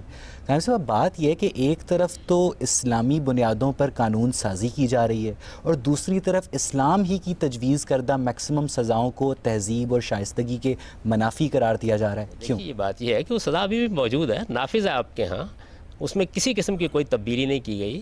مجھے اس پر 10 اعتراضات ہیں. وہ جس طریقے سے آرڈیننس نافذ کیے گئے, پہلے نافذ کیے گئے اور بعد میں نافذ کیے گئے, سب کے سب اسلامی شریعت کے بالکل خلاف ہیں. وہ ایک الگ بحث ہے, لیکن اس طرح کی کوئی بات کیسے لکھی جا سکتی ہے؟ قانون ابھی بھی نافذ ہے آپ کے. وہی حقوق نسواں بل کو اسلامی شریعت سے متصادم سمجھتے ہیں. میں نے تو اس پر اس زمانے میں تنقید کی تھی اور ایک ایک کر کے یہ بتایا تھا کہ اس کے اندر کیا چیزیں علم و عقل کے خلاف ہیں, کیا چیزیں شریعت کے خلاف ہیں. آپ کا حقوق نسواں بل عورتوں کی شہادت کے معاملے میں تفریق کا قائل ہے. میں نے تو اس پر شدید تنقید کی تھی. بلکہ دلچسپ بات یہ ہے کہ آپ کے معاشرے کی وہ خواتین جو بڑی ایکٹیوسٹ ہیں انہوں نے اس تفریق کی حمایت کی. میں سخت اس سے اختلاف کر رہا تھا, ٹیلی ویژن پر کر رہا تھا, مباحثوں میں کر رہا تھا, شدید تنقید کر رہا تھا اس کے اوپر. اس کے باوجود سوسائٹی کے دباؤ کے تحت باقی رکھا گیا اس کو. میں تو یہ کہہ رہا تھا کہ عورت اور مرد کی شہادت پہ قرآن کوئی فرق نہیں کرتا جرائم کے معاملے میں. میں نے اس کے دلائل دیے, اس پہ لکھا, لیکن وہ نہیں مانا گیا. نائب صاحب مسئلہ یہ ہے کہ آپ نے اپنی کتاب میزان میں ایک جگہ لکھا ہے کہ جو انسانی فطرت ہے وہ ممنوعہ جانور کھانے کے خلاف ہے, اسی لیے یہ حرام قرار دیے گئے. نائب صاحب دوسری طرف کوریا, چائنا, جاپان کے لوگ سانپ, بچھو, بندر, کتے مزے مزے سے کھا جاتے ہیں. تو نائب صاحب ان کی انسانی فطرت ہماری انسانی فطرت سے مختلف؟ ایسا نہیں ہوتا. دیکھیے انسانی فطرت جبلت نہیں ہوتی. فطرت کا مطلب یہ ہے کہ چند بنیادی اصول ہیں جن کے اوپر انسان کچھ فیصلے کر رہے ہیں. یہ مسخ بھی ہو جاتی ہے, عادات میں تبدیلی بھی آ جاتی ہے. انبیاء علیہم السلام کا سلسلہ اسی لیے جاری کیا گیا کہ انسانی فطرت میں جہاں انحراف پیدا ہو ان کو متنبع کر دیا جائے. آپ یہ دیکھیں کہ مسیحی قوم نے پوری شریعت کو چھوڑ دیا. سینٹ پال کے زمانے میں فیصلہ کر لیا انہوں نے کہ تورات کی شریعت صرف بنی اسرائیل کے لیے, ہم اس کی پیروی نہیں کریں گے. اس کے بعد کیا مغربی معاشرے میں آپ نے دیکھا کہ اس طرح کے جانور کھائے جانے لگ گئے؟ ایسا نہیں ہوا. تو بعض جگہوں کے اوپر یہ انحرافات ان کے مخصوص تمدنی تقاضوں کے تحت ہوئے ہیں. ان کو دور کرنے کے لیے انبیاء علیہم السلام کی تعلیم موجود ہے. جب وہ اس کو قبول کریں گے تو آپ سے آپ فطرت کے صحیح راستے پر آ جائیں گے. یہ اعلان کر رہے ہیں کہ ساؤتھ ایسٹ ایشیا میں میجورٹی آف دا پیپل کی جو فطرت ہے وہ مسخ ہو چکی ہے. بہت سے معاملات میں بالکل ٹھیک ہے. دیکھیے بہت سے اخلاقی معاملات ہیں جن کے معاملے میں آپ آج لوگوں کے ساتھ بحث کریں, گفتگو کریں تو آپ کے ساتھ اتفاق کریں گے. اور ایسے معاملات بھی ہیں کہ جن کے اندر انسانی فطرت بعض وقت غلط راستے پر چل پڑتی ہے. فطرت بیک وقت مسخ اور ٹھیک کیسے ہو سکتی ہے؟ یعنی لین دین کے معاملات وہ صحیح کر رہے ہیں, انسان کو ارادہ کے معاملات وہ صحیح کر رہے ہیں, وہ بھی غلط ہو رہے ہیں, معاملات وہ غلط کر رہے ہیں. دیکھیے بات یہ بحثیت مجموعی آپ تبصرہ کرتے ہیں نہ وہاں سارے لوگ کتے کھانے کے لیے بیٹھے ہوئے ہوتے ہیں اور نہ سارے کے سارے لوگ کم تولنے کے لیے بیٹھے ہوئے ہوتے ہیں. کہیں کہیں انحرافات ہو رہے ہوتے ہیں. ان انحرافات کو انحرافات ہی میں رکھ کے دیکھنا چاہیے. اور انبیاء علیہم السلام کی بعثت کا مقصد یہی ہے کہ انسان کے کھانے پینے کو پاکیزہ بنائیں, اس کے بدن کو پاکیزہ بنائیں. میں آپ کو ایسے بہت سے مذہبی گروہ بتاتا ہوں جن میں ہزاروں کی تعداد میں لوگ شامل ہیں, وہ نہانے کو ناجائز سمجھتے ہیں, مٹی مل کر بیٹھے ہوں گے, دونی رما کے بیٹھے ہوں گے, خاک سر پر ڈال کے بیٹھے ہوئے ہوں گے. یعنی ان کے اندر جو بنیادی انسانی نظافت کے احساسات ہیں وہ ختم ہو جاتے ہیں. تو کیا اس کے بعد یہ مان لیا جائے گا کہ نہانا بیوقوفی؟ سے اگر آپ کو ایک چائنیز اسکالر یہ کہے کہ آپ کا جو فطرت کا کانسیپٹ ہے وہ اس کے نزدیک مسخ ہے اور اس کی فطرت کا جو کانسیپٹ ہے وہ آپ کے نزدیک مسخ ہے, تو ایک تھرڈ پارٹی آبزرور کس طرح تصفیہ کرے گی؟ اس پر بحث کرنے کی ضرورت کیا ہے؟ میں پہلے اس کو پیغمبر کی تعلیم پیش کروں گا, پہلے اس کو یہ بتاؤں گا کہ خدا کو ماننا کیوں ضروری ہے, میں اس کو یہ بتاؤں گا کہ پیغمبروں کا سلسلہ کیوں ضروری ہے. جب وہ ان سارے مراحل سے گزر کر پیغمبروں کی تعلیمات کی حقانیت کو جان لے گا, اس کے بعد اگلے مراحل طے ہو جائیں گے. یہ تو کوئی کسی آدمی کو بات بتانے کا طریقہ نہیں ہے کہ آپ وہاں سے بات کرنا شروع کر دیں جہاں بھی وہ پہنچا ہی نہیں. تو اس وجہ سے ایک ترتیب کے ساتھ بات اس کے سامنے رکھی جائے گی. ٹھیک, عامر صاحب کا میرا سوال ہے عورت کی گواہی پہ کہ آپ نے کہا عورت اور مرد برابر ہوتے ہیں, لیکن جب عورت کی گواہی شریعت لاء میں آتی ہے تو وہ عادی ہوتی ہے. یہ کیوں ہے جبکہ ہماری جو احادیث ہیں وہ زیادہ تر حضرت عائشہ نے بتائی ہیں جو ایک عورت ہیں اور ان کو ہم پوری طرح مانتے ہیں, تو یہ کیوں ہے؟ یہ قانون قرآن کے خلاف بنا ہوا ہے. قرآن میں ایسی کوئی بات نہیں ہے. گواہی مجرموں کے لیے جو لی جاتی ہے اس کا فیصلہ میں یا آپ نہیں کرتے, اس کا فیصلہ حالات کرتے ہیں. یہ جگہ ڈاکہ پڑا ہے, چوری ہوئی ہے, وہاں کون گواہ ہوگا؟ یہ کوئی مجرم کو نہیں کہا جا سکتا کہ آپ اگر ڈاکہ ڈالنے کے لیے آئیں تو آپ ایک مرد اور 2 عورتوں کو لے کے آئیے گا. اس طرح کے موقعوں کے اوپر سرکمسٹانشل ایویڈنس ہوتا ہے. انگلیاں آج تو گواہی دے رہی ہیں, کیمرہ گواہی دے رہا ہے اور بے شمار چیزیں ہیں. تو اسلام نے ایسی کوئی پابندی نہیں لگائی. عدالت سے بھی کوئی تعلق نہیں ہے اس بات کا کہ وہاں کیا گواہ مانا جائے گا کیا نہیں مانا جائے گا. قاضی کا کام ہے کہ وہ یہ فیصلہ کرے. ہو سکتا ہے کسی معاملے میں بچے کی گواہی قبول کر لے, ہو سکتا ہے کسی معاملے میں 10 مردوں کی گواہی کو رد کر دے.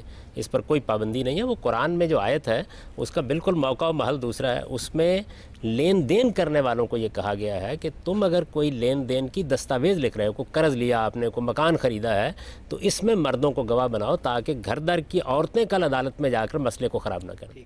اس کا کوئی تعلق سرے سے لا آف ایویڈنس سے ہے ہی نہیں, عدالت سے بھی نہیں.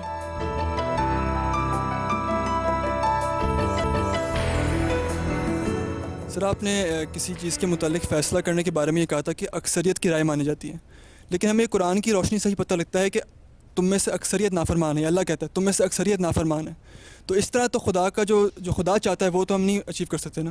مطلب یہ صرف ہماری اکثریت جو ہوگی وہ اس کو مان لے گی. یہ عزیزم 2 بالکل الگ الگ باتیں ہیں. ایک چیز یہ ہے کہ اکثریت کسی مذہب کے بارے میں, خدا کی ہدایت کے بارے میں کیا فیصلہ کرتی ہے, اور ایک چیز یہ ہے کہ مسلمان کسی علاقے میں موجود ہیں, انہوں نے اللہ کو مانا, اللہ کے پیغمبر کو مانا, اب انہوں نے ایک نظم اجتماعی بنانا ہے, اس میں ان کی پارلیمنٹ وجود میں آئی ہے, اس میں فیصلے کس بنیاد پر ہوں گے.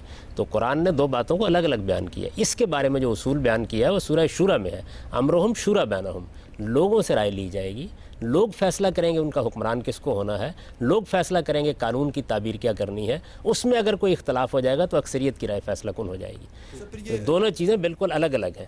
اس کا تعلق اس سے ہے کہ زیادہ تر لوگوں کا رویہ اخلاقی معاملات میں کیا ہوگا, عقائد کے معاملے میں کیا ہوگا, وہ خدا کو ماننے, آخرت کی تیاری کرنے کے بارے میں کیا رائے اختیار کریں گے, وہ ایک الگ چیز ہے. جن لوگوں نے مان لیا, وہ 10 تھے, وہ 20 تھے, وہ 50 تھے, وہ 100 تھے, ان کے باہمی معاملات کیسے چلیں گے, اس کو بیان کیا قرآن. یہ انسانوں کے معاملات ہوئے نا, پھر یہ خدا کا جو اس پہ احکام ہے وہ اس پہ نافذ نہیں ہوتے. خدا کے احکام کی تعبیر ہوگی, خدا کے احکام کی تعبیر ہوگی. مثال کے طور پر میں نے اسی مجلس کے اندر قرآن مجید کی بعض آیات میں اپنی انٹرپریشن پیش کی, آپ کے کچھ علماء دوسری انٹرپریشن پیش کر رہے ہوں گے.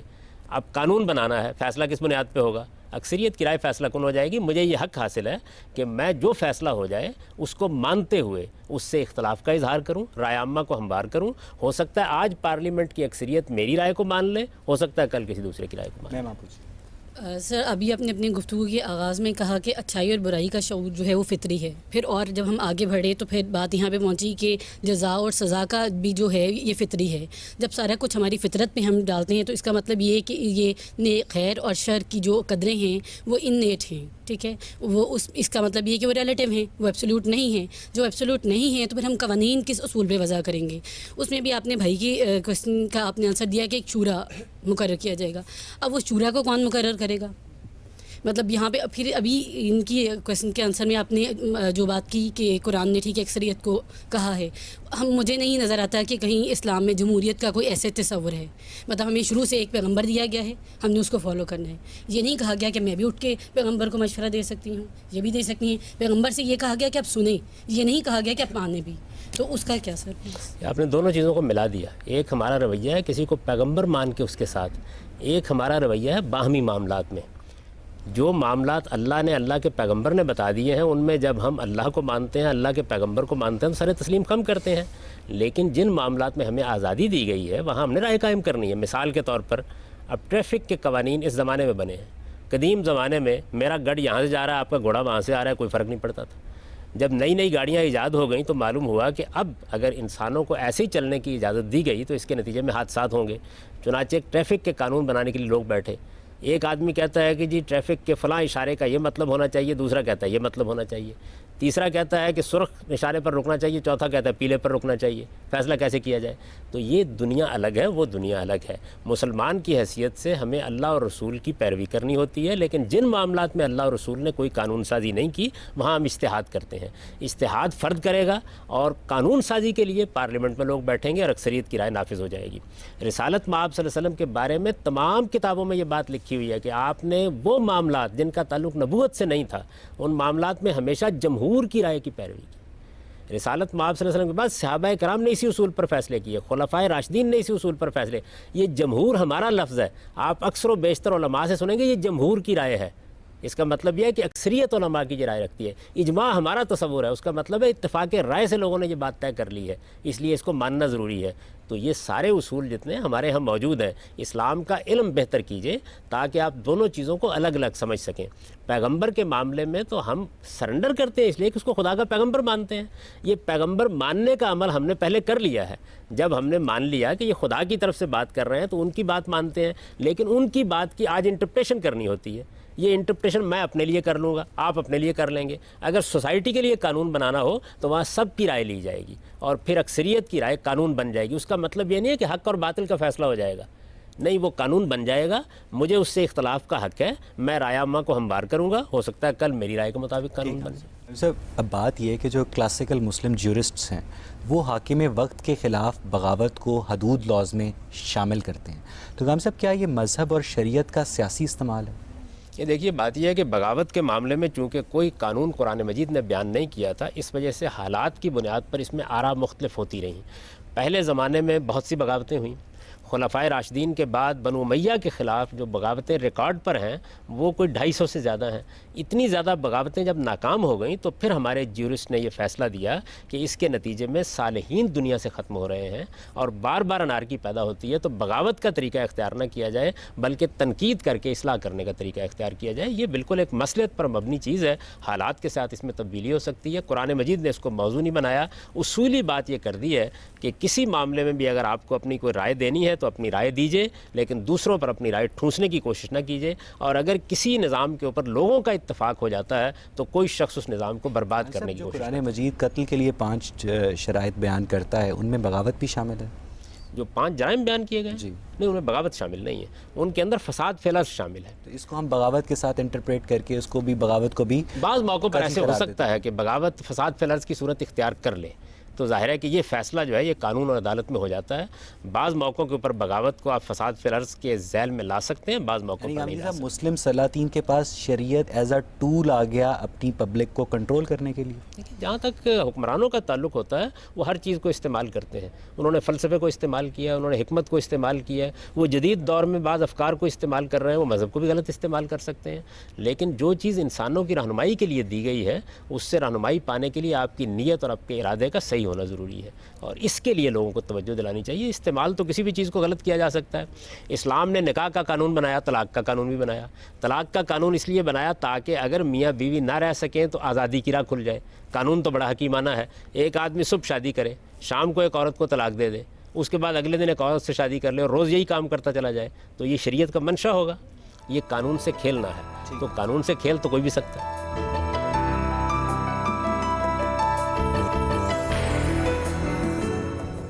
غامدی صاحب، جو رجم کے متعلق آپ نے سورۃ مائدہ کی آیت کا ذکر کیا، دراصل وہ آیت رجم کی آیت نہیں ہے. قرآنک لٹریچر میں ہمیں رجم کی آیت کا ذکر ملتا ہے جو کہ ناسخہ او ننسیہ کی ڈیفینیشن میں داخل ہے، جو بھلا دی گئی تھی، اور یہ بخاری میں کتاب المحاربین اور باب رجم میں اس کا ذکر ہے۔ حضرت عمر نے فرمایا کہ اس کتاب اللہ میں رجم کے حکم کی بھی آیت تھی جسے ہم نے پڑھا، یاد کیا اور اس پر عمل بھی کیا۔ حضور کے زمانے میں بھی رجم اور ہم نے بھی کیا، لیکن مجھے ڈر ہے کہ کچھ زمانہ گزرنے کے بعد کوئی یہ نہ کہے کہ ہم رجم کو کتاب اللہ میں نہیں پاتے۔ یہ آیت دراصل بھلا دی گئی تھی۔ اب سوال یہ ہے کہ جس آیت کو بھلا دیا گیا اس کا حکم کیسے باقی رہا؟ آپ یہ بات غلط کہہ رہے ہیں کہ جو زنا بالجبر ہے اس کی سزا رجم ہے۔ جتنی بھی سزائیں نبی کے دور میں رجم کی دی گئی ہیں وہ زنا بالرضا پہ دی گئی ہیں۔ کوئی تفسیر پڑھیں، جتنے واقعات بیان کیے گئے ہیں رجم کے وہ سارے کے سارے زنا بالرضا ہیں۔ پر تفصیلی بحثیں کی ہیں، میری کتاب برہان میں ان میں سے ایک ایک روایت پر تبصرہ کیا گیا ہے۔ میں ایک سادہ سا سوال پوچھتا ہوں، ماعز کے رجم کا واقعہ ہوا، جس عورت سے بدکاری کی گئی تھی اسے کیا سزا دی گئی؟ آپ اس کا نام جانتے ہیں؟ کیا آپ کا قانون یہ ہے کہ زنا بالرضا ہو جائے تو صرف مرد کو سزا دی جاتی ہے؟ لیکن اس نے تو خود کنفیس کیا تھا نا۔ میں نے اس کے اوپر بحث کر کے بتایا ہے کہ وہ کس طرح پکڑا ہوا آیا تھا، ان روایات کو بیان کیا ہے۔ صرف یہی مجھے بتا دیجئے کہ وہ عورت کہاں تھی۔ اس عورت کا نام محیرہ تھا۔ رسالت باب صلی اللہ علیہ وسلم نے اس کو بلایا، اس کے سر پر ہاتھ رکھا اور شفقت کے ساتھ اس کو واپس بھیج دیا، اس لیے کہ زنا بالجبر کا واقعہ تھا۔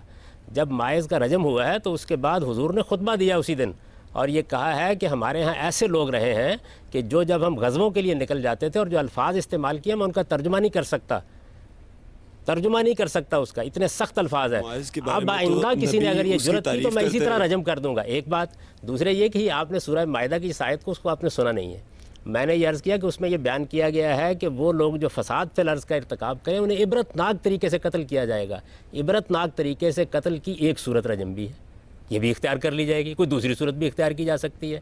اس میں میرا عام علماء سے اختلاف ہے، میں اپنا اختلاف بیان کر چکا ہوں، اس پر تفصیلی چیزیں لکھ چکا ہوں، آج راہ کرم اس کو بھی پڑھ لیجیے، اس کے بعد آپ زیادہ بہتر بحث کر سکیں گے مجھ سے۔ غامدی صاحب، یہ تو ساری چیزیں آتی ہیں ہیومن رائٹس میں، لیکن میرا جو کویشچن ہے وہ ہیومن رائٹس میں ان تمام سوالوں سے ذرا ہٹ کر ہے۔ میں کہنا چاہتی ہوں کہ آج کے دور میں کہ ایک شادی کے علاوہ اور شادیاں کرنا جو ہے اس کو ایک سنگین جرم قرار دیا جاتا ہے اور کہا جاتا ہے کہ بیوی اور بچوں کے پورے حقوق ادا نہیں ہوں گے، تو آپ شریعت کے لحاظ سے 4 شادیوں کو کس طرح سے جسٹیفائی کریں گے؟ دیکھیے، پہلے تو یہ سمجھ لیجئے کہ ایک سے زیادہ شادی کرنا شریعت کا موضوع ہی نہیں ہے۔ شریعت نے اس معاملے میں کوئی پابندی نہیں لگائی۔ اللہ تعالیٰ نے قرآن مجید میں یہ بتا دیا کہ اچھا گھر ایک میاں اور ایک بیوی سے بنتا ہے، اس لیے کہ آدم کے لیے ایک حوا اللہ تعالیٰ نے پیدا کی۔ اس کے بعد انسان اپنی ضرورتوں کے تحت ایک سے زیادہ شادی کرتے ہیں، پابندی نہیں لگائی۔ آپ قانون سازی کریں، پابندی لگا دیں، شریعت کو کوئی اعتراض نہیں ہے۔ آپ کی لگائی ہوئی پابندی غلط ثابت ہو جائے گی، کل اٹھا دی جائے گی۔ اللہ نے پابندی اس لیے نہیں لگائی کہ وہ لگا دیتا تو ہمیشہ کے لیے لگ جاتی، پابندی نہیں لگائی گئی۔ جس آیت کا آپ حوالہ دے رہی ہیں اس میں سرے سے تعدد ازواج موضوع بحث ہی نہیں، وہ تو بالکل ایک دوسرے موقع کی آیت ہے۔ احد کے موقع کے اوپر جب بہت سے لوگ شہید ہو گئے، ان کی عورتیں بیوہ ہو گئیں، تو قرآن نے اپیل کی کہ اگر تم ان کے یتیم بچوں کے سر پر ہاتھ نہیں رکھ سکتے، ان کے ساتھ انصاف نہیں کر سکتے، تو ان کی ماؤں سے 1-1, 2-2, 3-3, 4 سے شادی کر لو، لیکن اگر انصاف نہیں کر سکتے تو ایک ہی سے کرو۔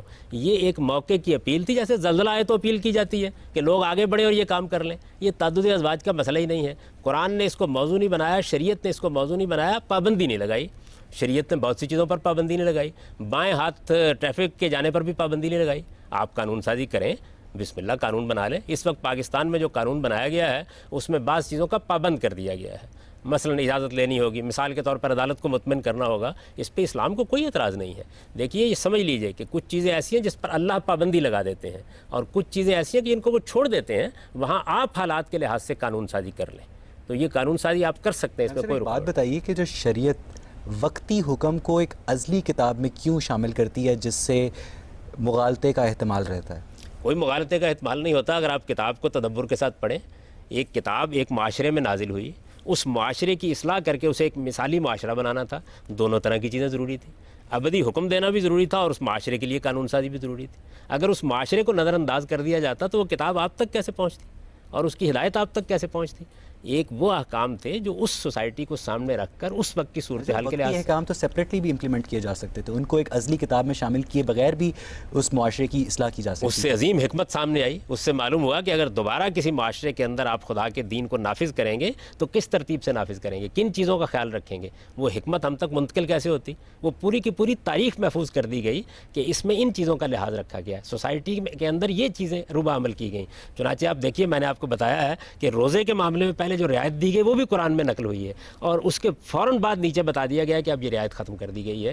اس سے در حقیقت تشریع کی، شریعت کی اور شریعت کے نفاذ کی حکمت قرآن نے واضح کر دی. صاحب ان حکمتوں کو امپلیمنٹ کر کے کیوں مسلمان ایک مثالی معاشرہ نہیں کریٹ کر پائے؟ مسلمانوں نے 1000 سال تک دنیا پر حکومت کی، ایک معاشرہ بنایا، اس کے بعد زوال. تو صرف اور صرف ملوکیت کی حکومت تھی، اس میں اسلام کا دور دور تک کوئی تعلق نہیں. آپ معاشرے کو صرف سیاست کے حوالے سے کیوں دیکھتے ہیں؟ اگر کسی معاشرے کے اندر حکومت کی سطح پر خرابی پیدا ہو گئی ہے تو کیا معاشرہ سارا کا سارا ختم ہو گیا؟ میں آج آپ سے پوچھتا ہوں کتنے لوگ ہیں، کروڑوں کی تعداد میں ہیں، جو خلوت میں بیٹھے ہوتے ہیں، جن کو کوئی دیکھنے والا نہیں ہوتا. وہ اس لیے بدکاری نہیں کرتے کہ ان کا خدا دیکھ رہا ہوتا ہے، اس لیے شراب نہیں پیتے کہ ان کا خدا دیکھ رہا ہوتا ہے. تو خدا کی بادشاہی قائم ہے، آپ اس کو صرف سیاست کے حوالے سے کیوں دیکھتے ہیں؟ یہ انتہائی سزاؤں کو جو دیا جاتا ہے وہ عبرت کا نشان بنانے کے لیے مجرم کو دیا جاتا ہے. کیا اس میں اس بات کا امکان موجود نہیں ہے کہ مجرم جو ہے وہ مظلوم بن جائے عبرت کا نشان بننے کی بجائے؟ جیسے جس نے ایک دفعہ چوری کی اس کا ہاتھ کاٹ دیا گیا، ایک دفعہ کے ایکٹ کے اگینسٹ اس کا ہمیشہ کے لیے اس کو ایک آرگن سے محروم کر دیا گیا، تو وہ تو مظلوم بن جائے گا بجائے اس کے کہ وہ عبرت کا نشان بنے. ہمارے معاشرے میں یہ سزا نافذ رہی ہے، اس وقت بھی عرب میں نافذ ہے، کوئی مظلوم نہیں بنا، بلکہ جرائم رکے ہیں، لوگوں کے لیے جرائم کے بارے میں حوصلہ شکنی ہوئی ہے. تو اس وجہ سے انتہائی سزائیں اگر اسلام کے اصول پر دی جائیں تو وہ جرائم کو ڈسکریج کرنے، ان کی حوصلہ شکنی کا باعث بنتی ہیں. اصلاح کرنے کے لیے البتہ آپ کو طریقے اختیار کرنے پڑتے ہیں. بات یہ ہے کہ یہ تو کسی بھی سزا کے بارے میں آپ کہہ سکتے ہیں کہ وہ یہ نتائج پیدا کر سکتی ہے. جیل میں آپ ڈال دیتے ہیں ایک آدمی کو 10 سال کے لیے، بچوں کو باپ سے محروم کر دیتے ہیں، اس کی بیوی کو اس کے شوہر سے محروم کر دیتے ہیں، جو اس سے سماجی اور سیاسی اور نفسیاتی مسائل پیدا ہوتے ہیں ان کی کوئی قدر و قیمت آپ کے نزدیک نہیں ہوتی. وہ وہاں پر پان کے ایک پتے کو ترستا ہے، ایک سگریٹ کے کش کو ترستا ہے، ایک پانی کے گلاس کے لیے دوسروں کا محتاج ہوتا ہے. اس کی نفسیات کو آپ کچوکے دے دے کر مارتے ہیں، اس پر کسی کو کوئی خیال پیدا نہیں ہوتا. تو سزا جب دی جائے گی تو بہرحال کچھ سزا تو ہوگی، یا تو سزا و جزا کا تصور ہی ختم کر دیجیے. لیکن سر اس صورت میں جو ہم طریقہ کار اختیار کر رہے ہیں اس کا سورس الہامی نہیں ہے. اس شدید سزا جو ہے اس کا سورس الہامی ہے، تو اس میں سکم نہیں ہونا چاہیے کوئی.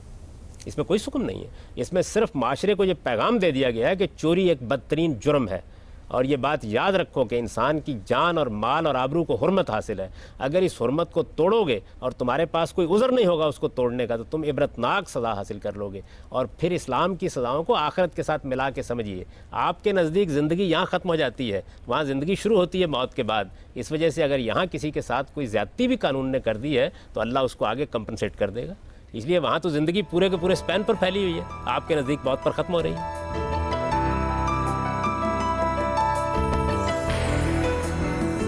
غامدی صاحب، ایک طرف تو آپ یہ کہتے ہیں کہ ہمارے علماء سے آپ اختلاف رکھتے ہیں اور اس کو آپ نے کتابوں میں بھی لکھا ہے، دوسری طرف ہم نے مشاورت سے پاکستان میں قوانین نافذ کیے اور بنائے. میں ایک مثال دیتا ہوں، حقوق انسان بل ہے 2006 میں آیا، اس میں آپ کی مشاورت بھی شامل تھی. ایک طرف آپ قید کی سزا کے خلاف تھے لیکن آپ نے وہاں کوڑوں کی سزا کو ہٹا کر قید کی سزا تجویز کی، تو آپ اس کنٹراڈکشن کی وضاحت کریں گے؟ میں نے ایسی کوئی سزا تجویز نہیں کی، میری کوئی مشاورت بھی شامل نہیں تھی. میں نے جو میری آراء تھیں وہ ساری پبلک کے سامنے دیں، ٹیلی ویژن پر بیٹھ کر ان کو بیان کیا. ان میں سے کوئی چیز بھی نہیں مانی گئی. مجھے اپنی بات کہنے کا حق حاصل ہے، میں منوانے کے لیے تو نہیں بیٹھا ہوا. میں نے تو اس کے فوراً بعد جب وہ قانون نافذ ہو گیا تو پھر اس کے بعد 1.5 گھنٹہ تک ایک چینل پر بیٹھ کر ایک شک کو لے کر اس پر تنقید کی اور بتایا اس میں کیا غلطی ہے. تو آپ کوئی قانون نافذ کرنا چاہتے ہیں کیجئے، اکثریت کی رائے کی بنیاد پر کریں، آپ کی پارلیمنٹ قانون سازی کرے. مجھے اس سے اختلاف کا حق ہے، میں اس کی مخالفت نہیں کروں گا، اس سے اختلاف کروں گا، اپنے دلائل دوں گا یہاں تک کہ کل پارلیمنٹ میری رائے کی قائل ہو جائے. تو ان دونوں چیزوں میں توازن پیدا کیجیے. ایک چیز یہ ہے کہ جب کوئی قانون اکثریت کی بنیاد پر بن جائے گا تو نافذ ہو جائے گا. اگر میں غلطی کروں گا تو میری پیٹھ پر بھی وہ تازیہ نہ برسے گا، لیکن میں اس سے اختلاف کا حق رکھتا ہوں اور اختلاف میں دلائل کے ساتھ کروں گا، رائے عامہ کو ہموار کروں گا. میری آزادی رائے پر آپ کو کوئی قدغن لگانے کا حق حاصل نہیں ہے. کل لوگ ہو سکتا ہے میری بات کو مان لیں اور اس کی بنیاد پر قانون سازی ہو جائے. اگر قوانین کو صرف علماء بیٹھ کر ہی بنا سکتے تھے تو ان قوانین کو اسلامی قوانین کہنے کی کیا ضرورت ہے؟ یعنی کہ وہ قوانین کے جو مسلمانوں کی تھنکنگ میں آ جائیں، جو مسلمانوں کی اجتہاد میں آ جائیں، جو ان کی حسن تعبیر میں آ جائیں، وہ اسلامی قوانین ہو گئے. اور وہ جو ان کے مشاہدے میں نہ آئیں وہ اسلامی قوانین نہیں ہوئے. اس میں پھر الہام کی کیا حیثیت ہے اور انسانوں کی جو تھنکنگ ٹیچنگ ہے اس کی کیا حیثیت ہے؟ نہیں دیکھیے بات یہ ہے کہ الہام تو اصل میں ہمارا ماخذ ہے. ہم قرآن کو دیکھیں گے, اس کی بنیاد پر آپ کو بھی حق حاصل ہے کہ آپ اسے سمجھیں, مجھے بھی حق حاصل ہے. ہم اپنے فہم کو بیان کریں گے, پھر اس کے بعد فیصلہ کرنا ہے. اختلاف ہو گیا, اگر اختلاف نہیں ہوا تو بہت اچھی بات ہے, وہ قانون بن جائے گا. اگر اختلاف ہو گیا تو اکثریت کی رائے فیصلہ کون ہوگا؟ کیا آپ مان جائیں گے اسے؟ اگر میجورٹی الہام سے اختلاف کرتی ہے تو کیا آپ اسے تسلیم کر لیں گے؟ دیکھیے بات یہ, قانون تو وہ بن جائے گا. اس وقت بھی جس معاملے میں اکثریت نے قانون بنا, الہام کی حیثیت کیا ہے؟ پھر تو ہم میں اپنے الہام کے اوپر میں اپنا پورا ایمان رکھتا ہوں اور پوری قوت کے ساتھ شہادت دوں گا, لیکن قانون بنا تو میرا کام نہیں ہے, وہ تو اکثریت کا کام ہے. آپ اصل میں دو باتوں کو خلط مت کر رہے ہیں. دیکھیے اس الہام کی تعبیر ایک کی پارلیمنٹ میں قانون بنا دیا, مجھے وہ قابل قبول نہیں ہے. میں اپنے پیغمبر کی بات کو اور طرح سمجھتا ہوں, تو میں اپنی بات کہوں گا, دلائل کے ساتھ اس کو بیان کروں. امپلیمنٹ ہونے دیں گے یا امپلیمنٹ نہیں کریں گے اپنے اوپر؟ مجھے کیا حق حاصل ہے کہ میں اکثریت کے مقابلے میں کھڑا ہو جاؤں؟ میرا کام تنقید کرنا ہے, نافذ تو ان کا قانون ہو جائے گا. دیکھیے نفاذ سے کوئی چیز حق و باطل کا فیصلہ نہیں ہوتا. نفاذ تو اکثریت کی رائے کا ہو جائے گا. میرے نزدیک غلط قانون بن گیا, جیسے میں نے عرض کیا نا کہ یہ جو آپ اس قانون کا حوالہ دے رہے ہیں یہ پارلیمنٹ نے بنایا, پارلیمنٹ میں یہ قانون پاس ہوا. میرے نزدیک وہ قانون غلط تھا. قانون نافذ ہے, جب کبھی عدالت میں مقدمہ چلے گا, میرے خلاف چلے گا, تب بھی وہ قانون مجھ پر بھی نافذ ہو جائے گا خدا نخواستہ. لیکن میں اس پر تنقید کا حق رکھتا ہوں. وہ تنقید میں نے اس وقت بھی کی, میں آج بھی کر رہا ہوں, میں کل بھی کروں گا. اور مجھے اگر جان دینی پڑی اس تنقید کے لیے تو میں جان دے دوں گا, اس لیے کہ مجھے میرے پیغمبر نے یہ بتایا ہے کہ ایک جابر سلطان کے سامنے کلمہ حق کہتے ہوئے آپ جان بھی دیتے ہیں. تو میرا کام تنقید کرنا ہے, نہ کہ انارکی پیدا کرنا ہے. یعنی آپ میری پیٹھ پر کوڑا برسائیے, لیکن مجھے تختہ دار پر بھی کہنے کا حق دیجیے کہ آپ کا قانون غلط ہے, اور یہ میں کہوں گا. غالب صاحب بات یہ ہے کہ جو حدود لاز اور وومن پروٹیکشن بل میں جو شرعی قوانین ہے وہ نہ صرف ریاست کے مسلم شہریوں پہ ان کا نفاذ ہوتا ہے, بلکہ ریاست کے غیر مسلم شہریوں پر بھی ان کا نفاذ ہوتا ہے. تو کیا آپ کے خیال میں یہ درست ہے؟ یہ بات یہ جی, غیر مسلم شہریوں کو حق حاصل ہے کہ وہ کسی قانون سے جو مذہبی قانون ہو استثناء کا مطالبہ کریں. میرے نزدیک وہ کیوں مطالبہ کریں؟ کیا ان لوگوں کو نہیں چاہیے کہ وہ اپنی شریعت کا جو غیر مسلموں پہ اطلاق کریں ہی نا؟ جب پارلیمنٹ میں قانون زیر بحث ہوتا ہے وہاں غیر مسلم بھی ہوتے ہیں, اقلیتوں کے نمائندے بھی ہوتے ہیں, ان کو حق حاصل ہے وہاں اپنے سیاسی مفادات ہوتے ہیں. دیکھیے بات یہ ہے کہ پارلیمنٹ میں ہر ایک کے سیاسی مفادات ہوتے ہیں. یعنی سیاسی مفادات سے بالا تر کوئی پارلیمنٹ تو آج تک وجود نہیں آ سکتا. عوام تو آپ جانتے ہیں کہ ہم آپ ہیں, اور ہمارا کام یہی ہے کہ ہم آواز بلند کرتے رہیں, صحیح بات کہتے رہیں. دیکھیے ہمارا کام کیا ہے, ہمارا کام یہ ہے کہ جس چیز کو ہم غلط سمجھیں اس کو غلط کہیں, صحیح بات لوگوں کو بتائیں, اور خواہ ہم پر کتنا ہی ظلم کیوں نہ کیا جائے استقامت کے ساتھ صحیح بات. شرعی قوانین کا غیر مسلموں پہ اطلاق آپ کے خیال میں کیا جانا چاہیے؟ اگر غیر مسلم آمادہ ہوں تو الحمدللہ. کون سا غیر مسلم آمادہ ہوگا کہ ایک دوسری شریعت کا قانون آپ مجھ پر لاگو کر دیں؟ میں آپ سے یہ عرض کروں کہ بارہا میری خود غیر مسلم زعماء سے بات ہوئی ہے. وہ یہ کہتے ہیں کہ جن چیزوں سے آپ نے مثلا شراب سے آپ نے استثناء دیا ہوا, سخت احتجاج کرتے ہیں اس پر. وہ یہ کہتے ہیں کہ ہمارے ہاں بھی ایک ممنوع چیز ہے, یہ آپ کیا بات کر رہے ہیں؟ اس وجہ سے اس پر مشاورت ہوگی. میں نے تو ایک اصول کی بات بیان کر دی کہ اگر ساری اقلیتیں ایک قانون کے سامنے سرنگو ہونے کے لیے تیار ہیں, ہو سکتا ہے کہ بحث ہو, گفتگو ہو, اور اس کے بعد وہ ایک قانون کی حکمت کو مان لیں. قانون تو حکیمانہ ہوتا ہے, قانون کی حکمت کو مان لیں, ان پر بھی نافذ ہو جائے گا. وہ کہتے ہیں جی ایک مذہبی قانون ہے, ہم نہیں چاہتے ہم پر نافذ ہو, تو ٹھیک ہے ہم ان کو استثناء دے دیں گے. چنانچہ خلفائے راشدین کے زمانے میں ان کو استثناء حاصل رہا, بنو امیہ کے زمانے میں رہا, بنو عباس کے زمانے میں رہا. آپ جانتے ہیں ہمارے عربی ادب میں شرب الیہود کی اصطلاح استعمال ہوتی ہے, اس لیے کہ یہودی بستیوں میں شراب پینے اور شراب بنانے کی آزادی دی ہوئی تھی. تو ہم نے تو آخری درجے میں ان حقوق کا تحفظ کیا ہے. لیکن آپ غیر مسلموں سے بات کریں گے نا, اگر ان کو آپ کے قانون پر کوئی اعتراض ہے تو تب ان کو اکاموڈیٹ کریں گے, اگر اعتراض نہیں ہے تو آپ کو کیوں اعتراض ہے؟ ہم صاحب یہ بتائیے کہ اگر جو مغربی قوانین ہیں ان کی بنیاد انسانی دانش اور جو اسلامی قوانین ہیں ان کی بنیاد الہامی دانش ہے, تو پھر غامدی صاحب مذہب ایک متغیر انسانی سماج کو ایک غیر متغیر شریعت کے ذریعے کس طرح رہنمائی فراہم کرتا ہے؟ اور دوسری بات یہ ہے کہ آپ مذہب کے ہر پہلو کو مسلمانوں اور غیر مسلمانوں کی زندگی میں بیک وقت کس طرح امپلیمنٹ کر سکتے ہیں؟ یہ جو آپ نے فرمایا نا کہ مغربی قوانین کی بنیاد انسانی دانش, مجھ کو تو کوئی دانش کبھی نظر نہیں آئی. اس کی وجہ یہ ہے کہ جتنے قوانین بھی بنائے گئے ہیں الل ٹپ ہیں بالکل. آپ چوری کی سزا مقرر کرتے ہیں, اس کی بنیاد بتا دیں مجھے. آپ بدکاری کی سزا مقرر کرتے ہیں، اس کی سزا بنیاد بتا دیں مجھے. کوئی عقلی بنیاد موجود نہیں ہے، الل ٹپ ہیں بالکل. یعنی آپ کیا کرتے ہیں، آپ اپنے تجربات کی بنیاد پر بدلتے رہتے ہیں، کبھی 3 سال کر دیتے ہیں، کبھی 4 سال کر دیتے ہیں، کبھی 5 سال. مغربی معاشرے میں بھی قانون کے ارتقاء کی ایک تاریخ ہے. تو ظاہر ہے کہ یہ جو معاملہ ہے اس میں انسانی دانش اور اس کا کوئی تقابل نہیں ہے. اللہ تعالیٰ نے ہماری ہدایت اور رہنمائی ان معاملات میں فرمائی ہے جن میں عقل انسانی کے پاس فیصلہ کرنے کی کوئی بنیاد موجود نہیں. یورپ میں پھر جرائم کی شرح اسلامی ممالک سے کم کیوں ہے؟ جرائم کا تعلق اصل میں سزاؤں سے نہیں ہوتا. میں بار بار یہ عرض کر چکا ہوں، جرائم کا تعلق معاشی حالات سے ہے، سماجی حالات سے ہے، تعلیمی معاملات کیسے ہیں، سوسائٹی کے اندر لوگوں کو رزق ملتا ہے یا نہیں ملتا، کوئی ویلفیئر اسٹیٹ ہے تو اس کی نوعیت کیا ہے، آپ نے لوگوں کی تعلیم تربیت کا عمومی اہتمام کیا کر رکھا ہوا ہے، ٹریڈیشنز آپ کی کیا ہیں، اس کا تعلق اس سے ہے. یہ 2 باتوں کو آپ الگ الگ رکھیے. یہی مغربی معاشرہ ہے جس کو آپ آج دیکھ رہے ہیں. یہی معاشرہ اس سے پہلے بھی موجود تھا اور صدیوں تک موجود رہا ہے. اس کی بھی ایک تاریخ ہے، اس کو بھی ازراہ کرم پڑھ لیجئے. تو انسانی دانش بھی ارتقاء پذیر رہتی ہے. اور الہامی دانش کا کام کیا ہے؟ الہامی دانش کا کام یہ ہے کہ وہ انسانی دانش کی رہنمائی کرتی ہے. کن معاملات میں کرتی ہے؟ ان معاملات میں کرتی ہے جس میں انسان کے لیے فیصلہ کرنا ممکن نہیں ہوگا. آپ نے آگے جو بات کہی ہے وہ یہ ہے کہ اگر کسی معاشرے کے اندر مسلمان ہیں، غیر مسلم ہیں، ہم ان کو اسلام کی دعوت دیتے ہیں اور اپنی بات دلائل کے ساتھ بیان کرتے ہیں. وہ اس کو شرع صدر سے قبول کر لیتے ہیں، اچھی بات ہے. وہ اس کو قبول نہیں کرتے تو ہم کسی چیز کو ان پر ٹھونسنے کے لیے تیار نہیں ہیں. ساری دنیا، میں تو امریکہ کی پارلیمنٹ میں کھڑا ہوں گا تو وہاں بھی اللہ تعالیٰ کے قانون کو بیان کروں گا اور یہ کہوں گا کہ اللہ تعالیٰ کا قانون اس عقلی اصول پر مبنی ہے، اس کے یہ فوائد ہیں، انسانیت کے لیے یہ ایسے رحمت ہے، اس کے دلائل دوں گا، بیان کر دوں گا. وہ قبول کر لیتے ہیں اور خدا کا قانون نافذ کر دیتے ہیں. آپ کو کیا اعتراض ہے اس پر؟ صاحب یہاں پہ ہم آج کی گفتگو کو ختم کرتے ہیں. ناظرین، پتھر کے دور سے لے کر 21ویں صدی تک کا سفر انسان کے شعوری ارتقاء کی داستان ہے. شکاری دور کے بعد جب انسان فصلیں اگانے کا راز جان کر زرعی دور میں داخل ہوا تو اس نے تاریخ میں پہلی بار باضابطہ طور پر قانون کو رواج دیا، جس پر مثال کے طور پر عراق میں شاہ شمس جیسے دیوتاؤں نے اپنی الوہیت کی مہر ثبت کی. پھر سامی مذاہب کی خدائی شریعت نے ان انسانی دیوتاؤں کے احکام کو منسوخ کر کے خدائے بزرگ و برتر کی حاکمیت کا اثبات کیا، اور یوں انسانی سماج سے متعلق بنیادی قوانین کو قیامت تک کے لیے محفوظ کر دیا گیا. جیسا کہ گاندھی صاحب نے فرمایا کہ اسلامی شریعت میں جو شامل میکسیمم پینلٹیز ہیں ان کا اطلاق صرف اور صرف مخصوص حالات میں کیا جائے گا، ہر حالت میں نہیں کیا جائے گا، ہمارے لیے قابل غور ہے. اس امید کے ساتھ کہ آپ کا آنے والا کل آپ کے گزرے ہوئے کل سے کہیں بہتر ہو، اپنے میزبان اویس اقبال اور پروگرام غامدی کی پوری ٹیم کو اجازت دیجیے. خدا حافظ.